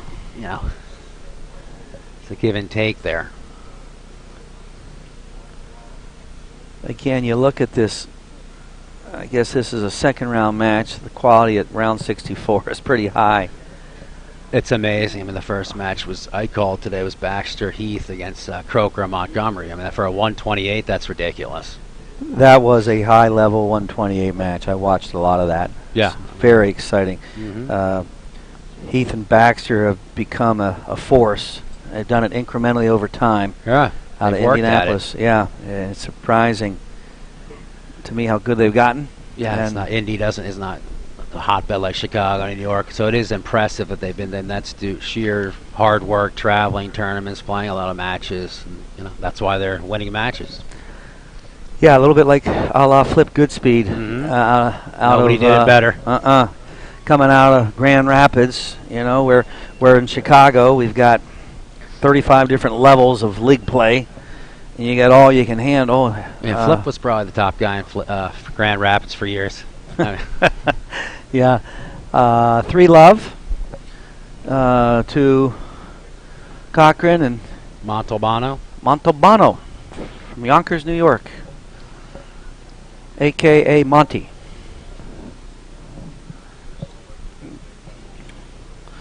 And Monty serving to go up 4-love, trying to hold here. Good first serve. Hit it nice and deep. Looks like Mr. Cochran is delayered a little bit. Well, he's got his favorite North Carolina Tar Heel. He's a huge Tar Heel fan, even though he didn't go there. I was just watching your friend, was it Ron Erskine? Ron Erskine, amazing volleyer. So good to see him and Wow. Gillespie back here. But Ron's probably one of the best volleyers of all time. I'd never seen him play, and I've seen Impressed? Mike play. Tremendous player, Mike Gillespie. But and this Erskine, I was wondering who the heck was this guy that I've never seen before. Great hands, great backhand. So anyhow, back to this match. Great lob by Genius. And there's maybe a sun issue there. Or yeah, looks like it popped right at when he hit that ball. That sun came out, so probably. Doink. Oh, he gets it. Good read on that. Nice dig. Great playing. Henry. Perfect location on his shots. Right touch. Right line. They're trying to get on the board here. You know, it's good for the confidence to get on the board. Oh, nice Great get pick by up. Henry Walsh there. That was a good dig. That was a Houdini-like dig. Pulled it right out of the hat. 540, I believe.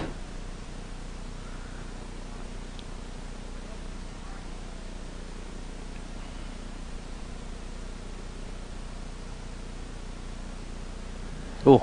Yeah, that was a good shot, actually. One more inch would have been a great shot. Yeah, I like that. Well, Just- low ball, trying yeah. to go over the highest Yeah. part of the net. Not the But- smartest shot, but If you pull it off, Yeah. it's impressive. ESPN shot. Mm-hmm.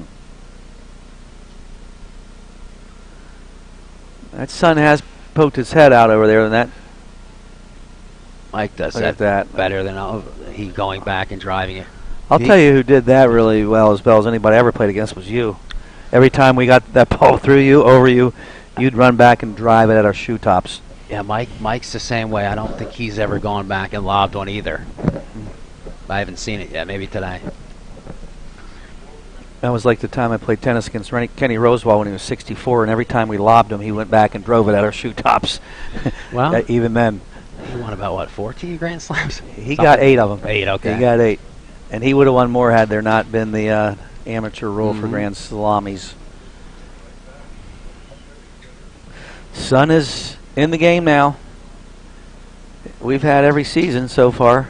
I don't know, maybe not Yeah, summer. Well, not yeah. Well, 60 is pretty good for paddle. Yesterday, summer weather. Yesterday we Yeah, had 60. yeah. So yes, we have. Our match you and I did last night. They were playing in shorts and short sleeves. Amazing. It's gonna be 30 this weekend too. As long as it doesn't precipitate. Look at that hammer. Wow. Look at that hammer. It just jumps on. It's just too easy. His timing and it's just impeccable. Just a great eye hand. Well, not a good drive choice from A little Henry, too far falling back back. on it, yeah. Too deep, falling away jumper. Not good. Love 30. They did break, got on the board here, but they're digging a little mini hole here. Got to get this point. And they did.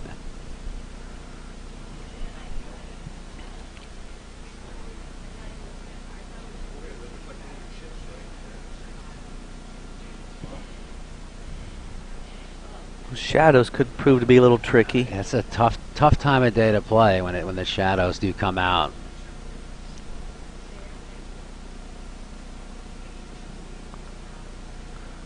Tell you, watch the way Mike loads up on these overheads. You better have an amazing timing to time those, and he does. Good dig. Let's see if they switch back. Great overhead. Great pace from Monty.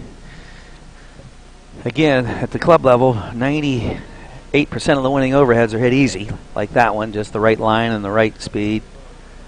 Yeah, it just gives the players a little less time, too. If you hit it harder, they got a lot more time. When you hit your overheads, if you force your opponents to make a decision, they have to go to 1 or 2. You've hit a good overhead. An indecision, yeah. Where if you've banged it off the side screen, it's going to be a double. Or so they broke them right back. They up 4-1. Cochran, Montalbano. Look at Mike, ready to go. He's got that ball. He's down to summer wear. Yeah, he was always a big fan of the shorts and the hat backwards. That hasn't changed. Nope. Got his blue laces. Carolina blue. And he takes dead aim for that crease on that serve. That's something one of your old friends, my friend Scott Mansager, would do a lot of. He moved wide. He'd just take that aim at it. Yeah, that's nice to have him here this weekend too. He wasn't there last year at the Nationals, nor was Flip, I believe. So it's they're both playing. It is good to have them both. They played President's Cup actually and got to play together one match. And Scott said he played well, but he did miss 2 lobs. Did he? Yeah. He'll be disappointed with that. Nice cutter. There's the switch. Putting this. There's that Super Ginsu overhead. Little nice touch on the volley. A little seam. I think you got the seam and the sun. That's trouble. Double trouble. Even for Genius. Yep. 15 love. 30 love. Gotta thank our producer Josh for giving us all the graphics and all the camera angles. It's really great stuff. They've done a great job. He's improving vastly on the scoring. Look at that! Look at that! It's just. And you mentioned table tennis. You know, when they put that much spin on their overheads. Oh, it just bounces off your paddle. Exactly. You don't have a touch or grip tension's perfect. Ball's going the wrong way. It goes crooked if you don't compensate and you read the spin and know which way it's going. You're gonna miss a shot.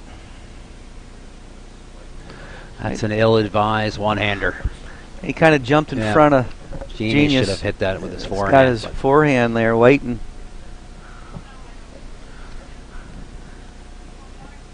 I did that once with an old partner of mine, Brian Uline. I came in front with my backhand one time, and I never did that again. Did he hit you with the forehand, or said, don't ever do it again? He just made it clear to not ever. He didn't have to say anything, actually. He verbalized a little bit, but smart. Yeah, you want to defer to that.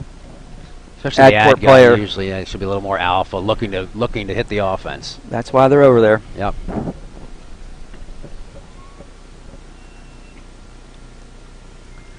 Good old Monty ripping the two-hander. Yeah, that's his. He's got a really good backhand. That was the best one he's hit. Now you're serving right to the lion here. Look at that combo. Yeah, Mike really does jump on that thing. I don't think there's no thought of a lob ever on a service return.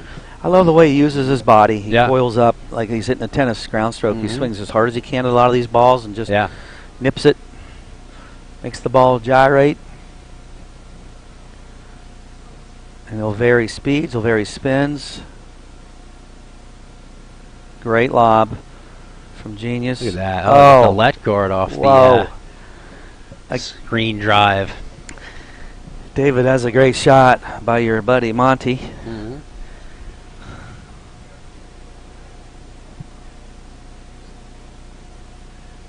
Is that love 30?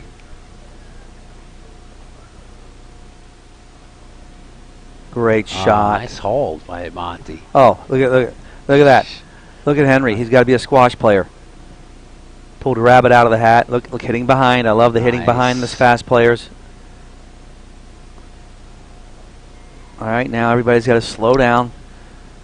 Got that razzle dazzle. There goes the Albuquerque, little baby Albuquerque there. Nice. Son, he saw him put his hand up like he was blinded, and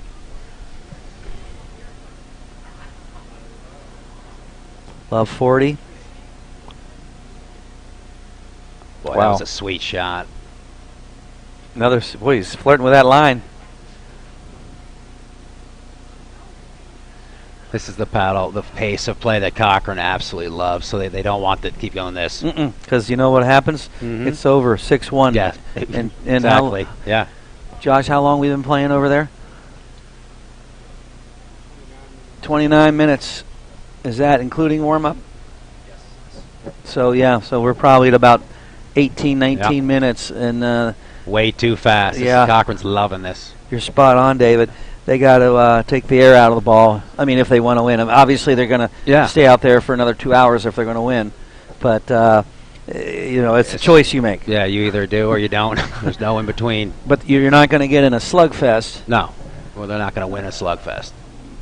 Let's talk about Save-A-Tree, one of our top sponsors with Viking. Save-A-Tree is proud to be an official sponsor of the APTA. Let's Save a Tree focus on your landscape so you can focus on your paddle game and enjoy every outdoor moment. Save a Tree arborists provide professional tree, shrub, and lawn care services throughout the Northeast, Mid-Atlantic, Chicagoland, and Twin Cities region. Visit treecare.com today to schedule your complimentary landscape assessment. Mike folded, open up the second set, love 15.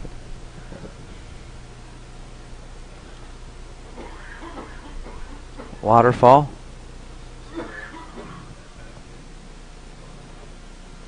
So you've seen, Dave, it evolve into a lot of overheads with more spin, but also that hard overhead right at the body. Yeah. Roller or the FYM or the tag overhead, whatever you want to call it.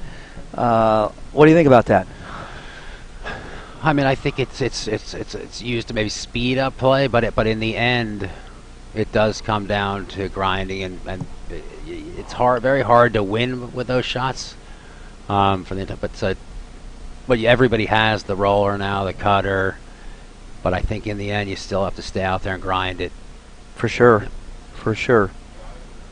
30-15. It doesn't look like Henry and Genius have enough firepower. No. To crack the code here.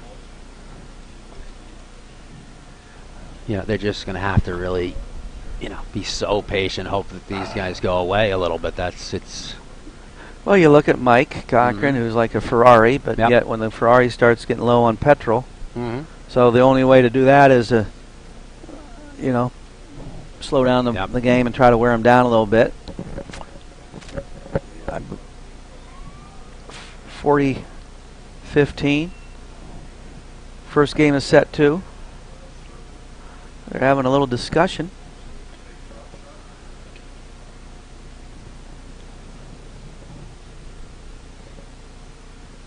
Point in game 1 of the second set. It's nice to see your old former Mike Marino playing on the other live streaming court with Brian Heil. Yeah, good, interesting combination. And to your point, you talk about a grinder. Oh, one of the best. What a competitor. He hates to lose. He hates losing more than he likes winning, like most great competitors. That's my definition of a true competitor. Yep.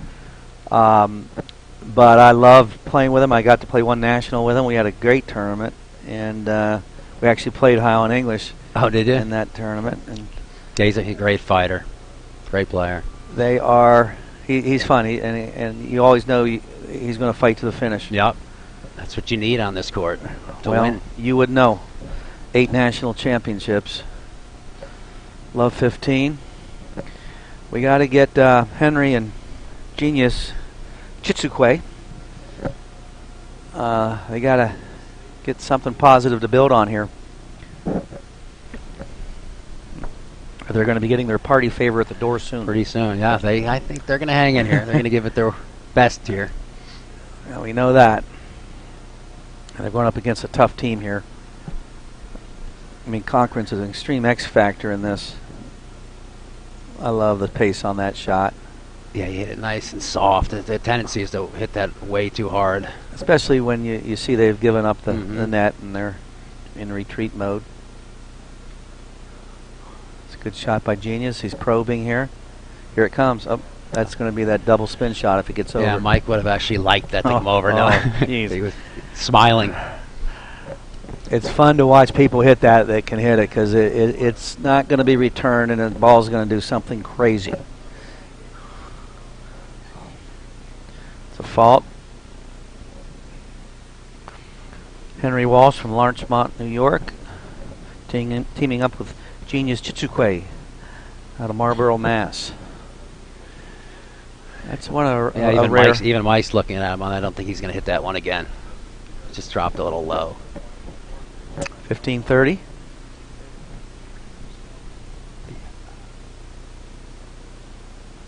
Great volley from Monty. Thought he might drop that with Genius so deep.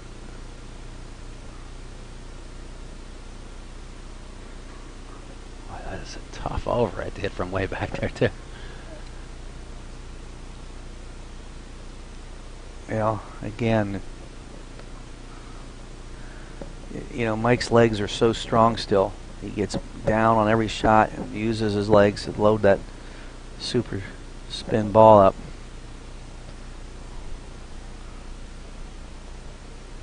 Working that middle.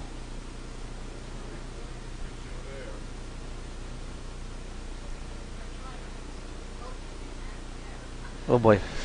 Yeah, that happens sometimes. She said it was just a. Well, that's the high risk, high reward Yeah. situation. He needed that to elevate a little more. Deuce. Great return, Monty. Wow, that's the right shot. Genius made the great reflex volley. Stayed down on it.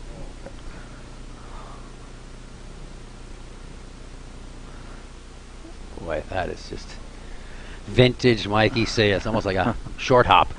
So hard to time that. And he just hit it just a little bit out of Genius's reach. It was gone before he could say boo. And great shot. Going Aussie, giving signals. Get his head out of the way. Nice shot, Monty. Boy, that was a nice angle by Henry.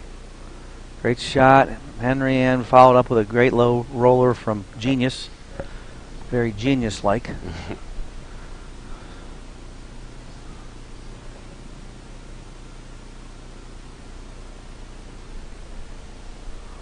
Good, Genius.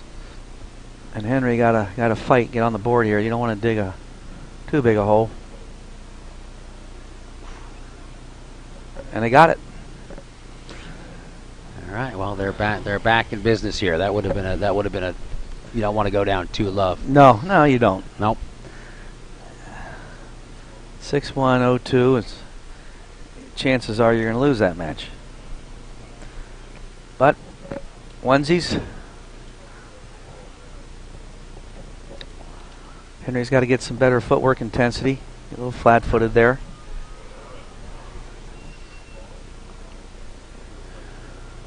Lucky. The casual forehand volley let court winner.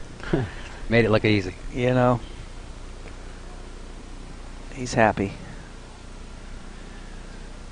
Nothing worse, too, than losing one game in less than 60 seconds in this sport. There's no excuse for that. The one thing you got to have if you do that is a short memory. Yeah, that's another thing. It's a lot easier said than done. And there it is. Got Quickest game of the match. 2-1. Cochran and Montalbano. Wonder how that other match is going over there. We can see it on this camera angle. 5-all, 15-all first set. Heard Mark Fischel loud and clear over there.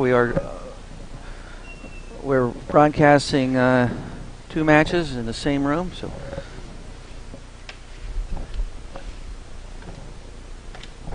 What'd you say? Okay. Genius to serve. Down 1-2. Monty's got a great up the line return. Yeah, he's good disguise on that. He got a short backswing and holds it nicely. Can't really tell where he's going. Oh, look at that off-speed Got that roller. nice and low. Inside out, off-speed. Wrong-footed Michael a little bit. Back at you. Again, last night we watched Lou Bow play with guys he could have been the father to. Here you got Mike, the senior citizen out here. It's one great attribute of our game that, you can be old and still play with the young guys. Yeah, Mike and I are the same age. And his 38? daughter was 37. Thank you. And his daughter was actually, we have the same birthday. Emily and I are November 25th. I'll remember that. Yep. Look for a big box on your porch. Thank you.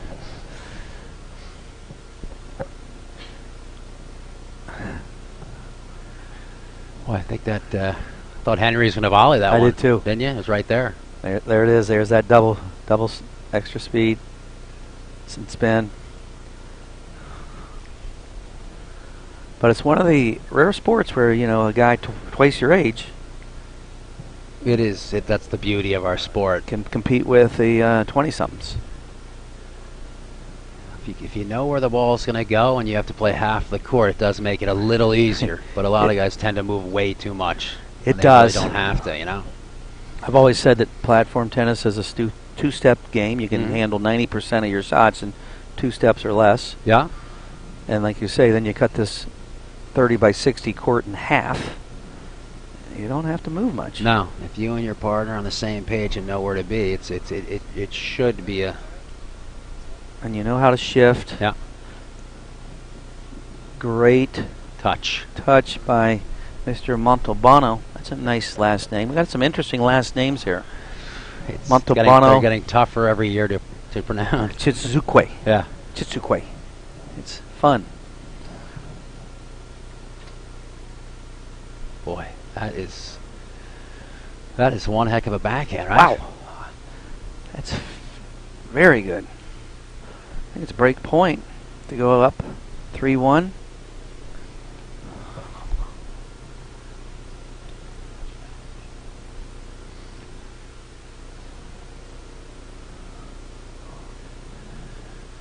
That might have been a little bit out of frustration on that. You think?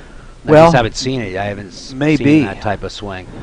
I mean, the bottom line is he can't miss that. Yes. Because it's set up, it's above the height of the net. You got to go. Those guys are over. shaking in their paddle boots up at the net, and then he nets it. Is that a 3-1? Yeah.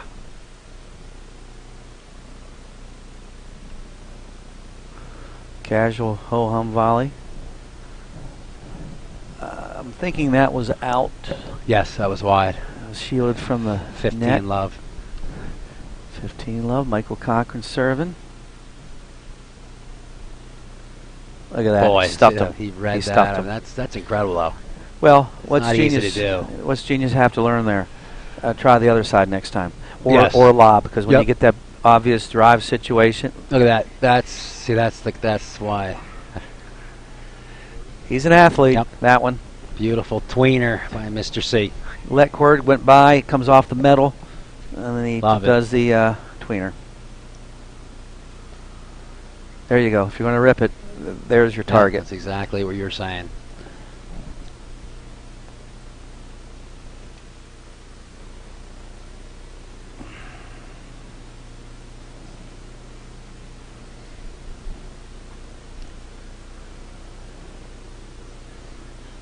He missed that a little wide there. He's a little casual on the feet. No feet.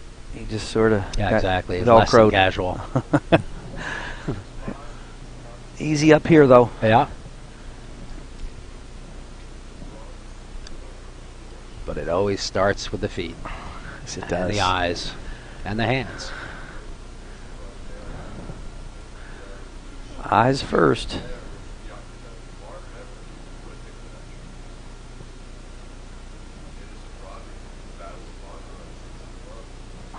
Again, I would have loved to have seen Genius take that forehand straight up the line, make Monty play that. I think they should almost be hitting like every ball somehow trying to find Monty. Exactly. That's what I would be doing. That- I mean, you're playing against a former national champ. He's won a ton of tournaments. I'd obviously play the less experienced player, I would think, wouldn't you? For sure. I And I haven't love quite done that. I love what you're saying. Right there again. Yeah, take it there. Take it there. Make him Make beat you. him beat you. I mean, that's just but I mean, we've seen that Mike will miss some overheads. Mm-hmm. If you get it deep enough, he'll go for more than he should eventually. So this is how they could beat them right there. Yeah. And they got to be willing to extend the points. And then when they get a ball to drive, they got to make Monty beat them. And when you say extend the points, what's your length? Well, that last That's- point, but before that ace Yeah. Nick that Cochran just served, that had to be like a 40. Exactly. They shot got to be rally. willing to go. I was thinking more like 60. I mean, that's You get- Mansager good speed, Yeah, right? I mean, that's and whatever it Broderick takes. Bomber too. That's Who? Broderick Yes. Bomber too. Oh, yeah. I mean, They take so- the air out of the ball against Mhm. the big cat, Yeah. Johan and Parsons, who those guys are maestros. You play a fast game paddle with Johan and Mark, It's it'll be a down fast the tubes. match. Yeah.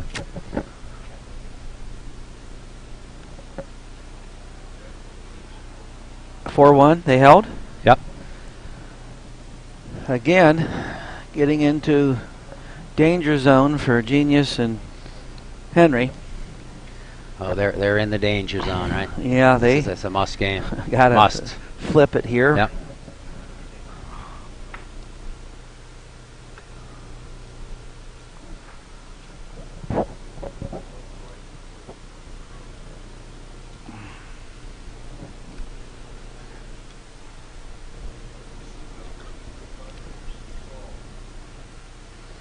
Thought Mike was going to drive that. Nice drop. There we go. Look how Mike lobs it up to give his partner time to recoup, but he pulled it. He's used to driving that. That's why slightly. It's unlike him Yeah, to I was going to say his little change. launch that Yep. thing.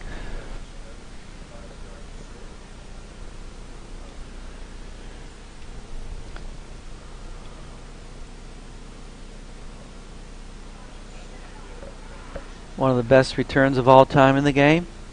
Still. Yep, still has it. Has He'll it. never lose that.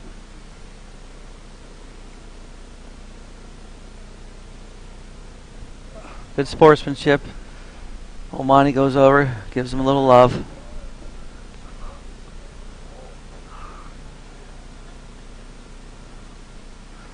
Is it 15 all, 15-30? Or is it 30-15? Mike is going to, where's he going on this? I think he's going down the line. He's going to tattoo He'll take this. the obvious up the line. Oh, no. Well, well, that's why he's been so good forever. It's unpredictability. That's the beauty of his game. You know, He might not even know where he's going until he hits it. He's going to hit it hard, though. Boy, he does a great job of letting that ball elevate just a little bit above the net and then catching it on the rise, giving the big surprise. I mean, there's something about hitting that ball on the way up. It just makes it tougher to read. Great overhead.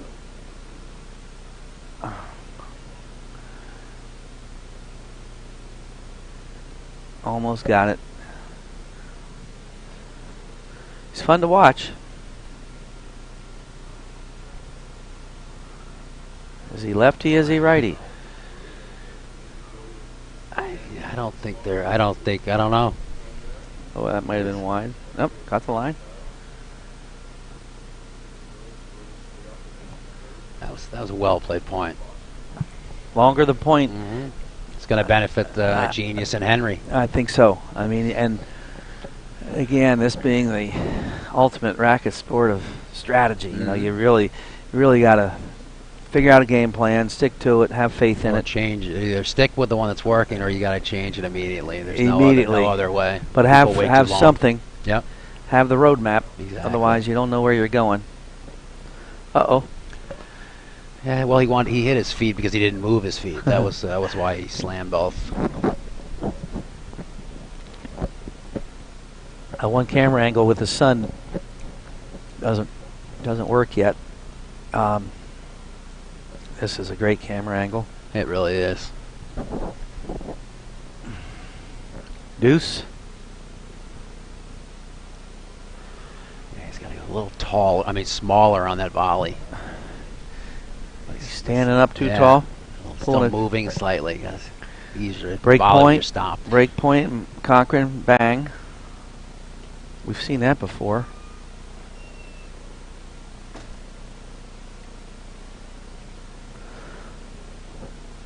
Well, pitch your tent. Pitch your tent. That was an interesting. See Cochran? He almost tapped him on the head. A little love tap. Yeah, my ball. Nice pickup from Genius.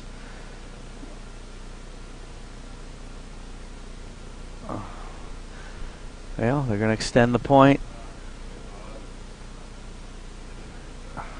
Mike keeps going for winning. Oh, there it is. Doink.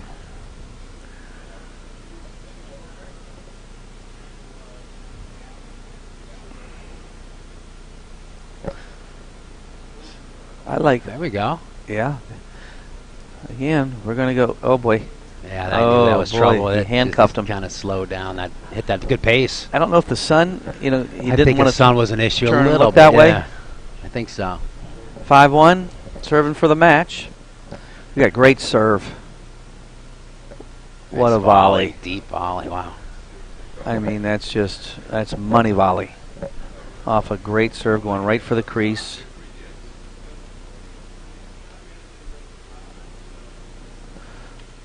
Wonder if they'll switch here in a second. I think so. Oh, that was a Casual. cash. Yep. This is where you want to get that footwork intensity going just to get off the court. Because before you know it, it could be 5-4. Exactly. As what last match I did, they were team was down 5-1 and came back to 5-all. Ended up losing, but it can happen. It happens quick. There's that little head tap. See this. 15-30.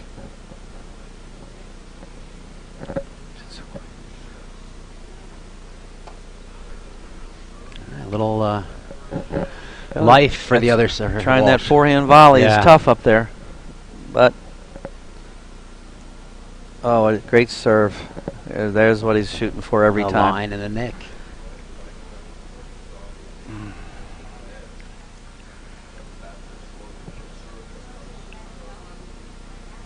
Good cover. Monty, they're back to the even Steven. Deuce. Mike just said, let's go right here. Mike wants to get off the court now. He did it again. Almost.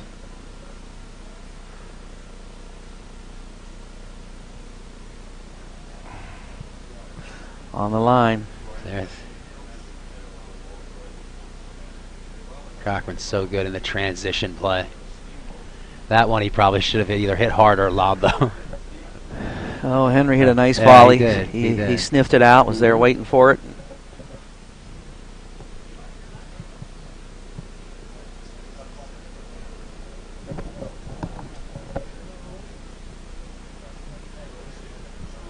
All right, 2-5. Staying alive, John Travolta.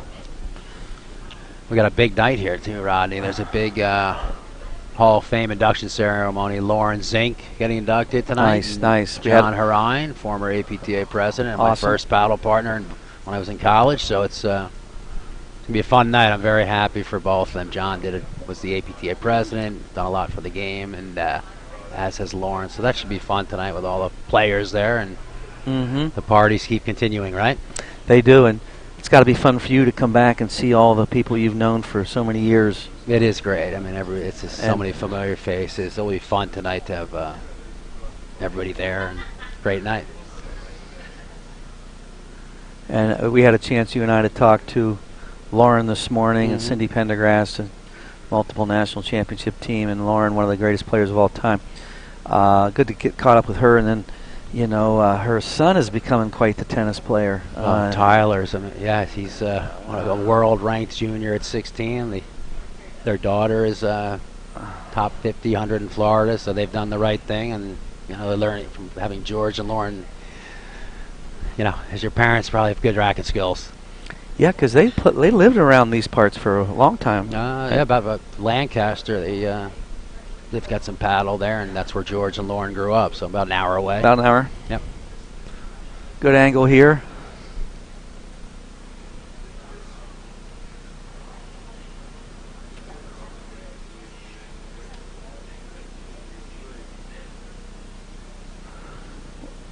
I think he missed it wide. They called it out. Just a little bit. It could have gone either way. Nice. Must have been wide.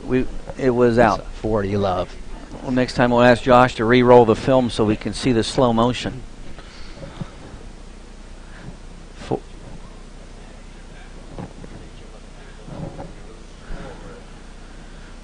The snow squall is back.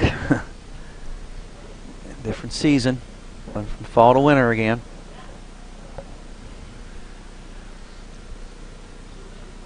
Or it could have been spring. Oh wow, that was a great touch. Genius. That was a genius shot. Just jumping and dropping. Not easy. Not easy to do. Don't try that at home. Wow. This is a big game here.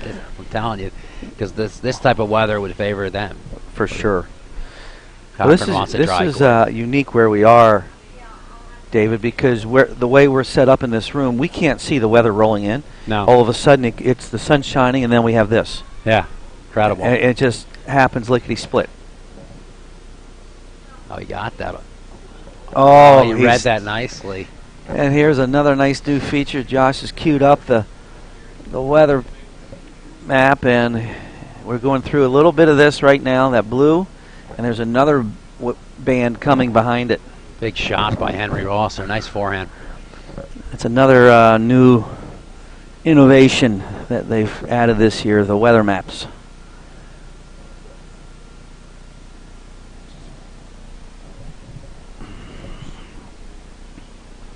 Just out.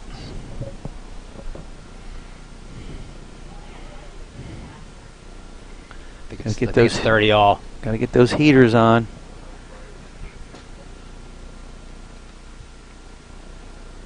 Boy, it's coming down nice. It's just coming down heavy out there. It's heavy, and it's still some wind up there too. Not as much as this morning, but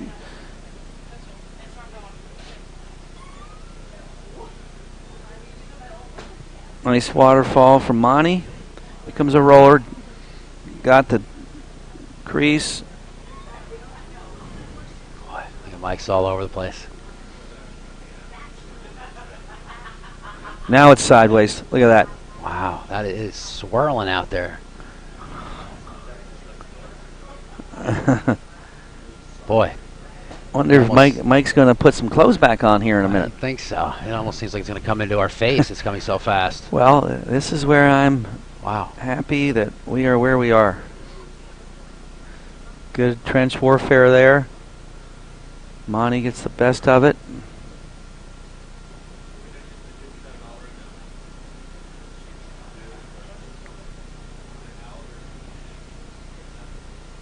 Nice play by Henry on that. There you go. That's good. Wow. Did I just say about? Did I say 5-4? You did say 5-4. You're psychic. Wow, that was. How'd you know that? Because I've done that a lot of times when I haven't focused. That's impressive. These guys came back to 5-4 there. It is. It is. Now it gets a little more dicey with this weather, obviously. When now they're serving. Well, to your point, and look at Monty getting that glaze off of there. Nice scraper there. Because I've always said when you start getting that glaze, that's the only time in paddle where you want two paddles, one in the paddle hut and one you play with, and rotate them out. Because once you get that ice on your paddle, so hard you can't even get it off. And then it limits what you can do. Again, here's the weather, right in the middle of a blue swale, and here comes another one. So. All right, nice comeback from Genius and Henry. Now they're serving to stay into the match. 4-5, second set. Lost the first set 6-1. Now they've been doing better in this exchange right here, with them lobbing and them hitting overheads. They have. It's not easy to hit overheads too with the snow pelting down on you. No. I mean, so if you get nice high lobs, yeah, you don't want to be hitting those. That's very difficult. Yeah, high lobs. Now, granted, you got to contend with this wind, and but it's not easy to drive in these conditions either.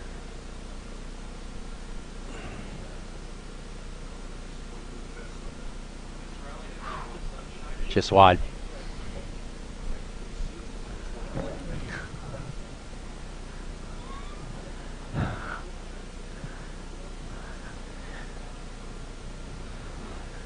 Court one over there is into a 5-minute rally. Looks like the back of the court on the far side, on the backhand side, is almost getting a little snowy there, doesn't it? Yeah, yeah. I mean, Again, it looks a little dangerous. It takes the heaters a while to get going, and they, especially in the extreme perimeter, that's the coldest spot on the court. So this could become a problem if this. You really can't. It's dangerous to play on that on the far side.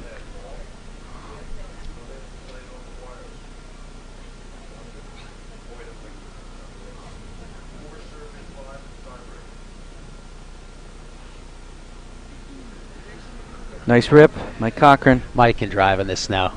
That was incredible. Rain, hail, sleet, or snow. Any season. He can pull the trigger. Look at that. He gets that baseball lined up, hands up. Look at that. Look at that. He's going for it. Just good early preparation. Let's see. Got Henry's over there in the snow corner. That's where I'd be going every Yeah. ball. Look at that. You can barely see him. That's going to be trouble. Nice dig. There it is. Nice. Oh, great play. You can see Genius over there now. They got the switch. You can see footprints back in that snow corner. You probably want to, if you can, you better be lobbing down the line here. You don't want that ball to come back to that corner. There you go. That's better. There you go. And they're going to swing it back. Yeah, I would probably just. He's missing overheads. Boy, that was a good point to win. That was not an easy point to win in the snow, right? And huge. And you saw that Henry showed some good emotion there. Mm-hmm. Look at those hands from Genius. Jumping forehand volley. He hit it perfectly. Is that 35 or 530? I think we. I got lost. Yeah, I think it might maybe 35. That looked out, but it did. It's tough to see called. Snowflakes. That's definitely out. Game set, match. Goes to Cochran and Montalbano. They will move on to the round of 32. Great match for Genius and Henry. They got some good experience here. David, what do you think? At the end of the day, they need to work on. I'm sure Mikey and Mike Mounty were happy to get off the court now because those Genius and Henry hung in there and almost got it to 5-all. I thought it was a well-played match. It was nice to see Mikey out here. He's one of the most dynamic players that we've ever seen, most talented players, great personality. So it was a great match, and they're advancing on to the round of 32. Yes, they are. And we are going to wrap this up, and we're going to send you over to Court 1. They're in a tiebreaker over there on Court 1 with Marino and Heil.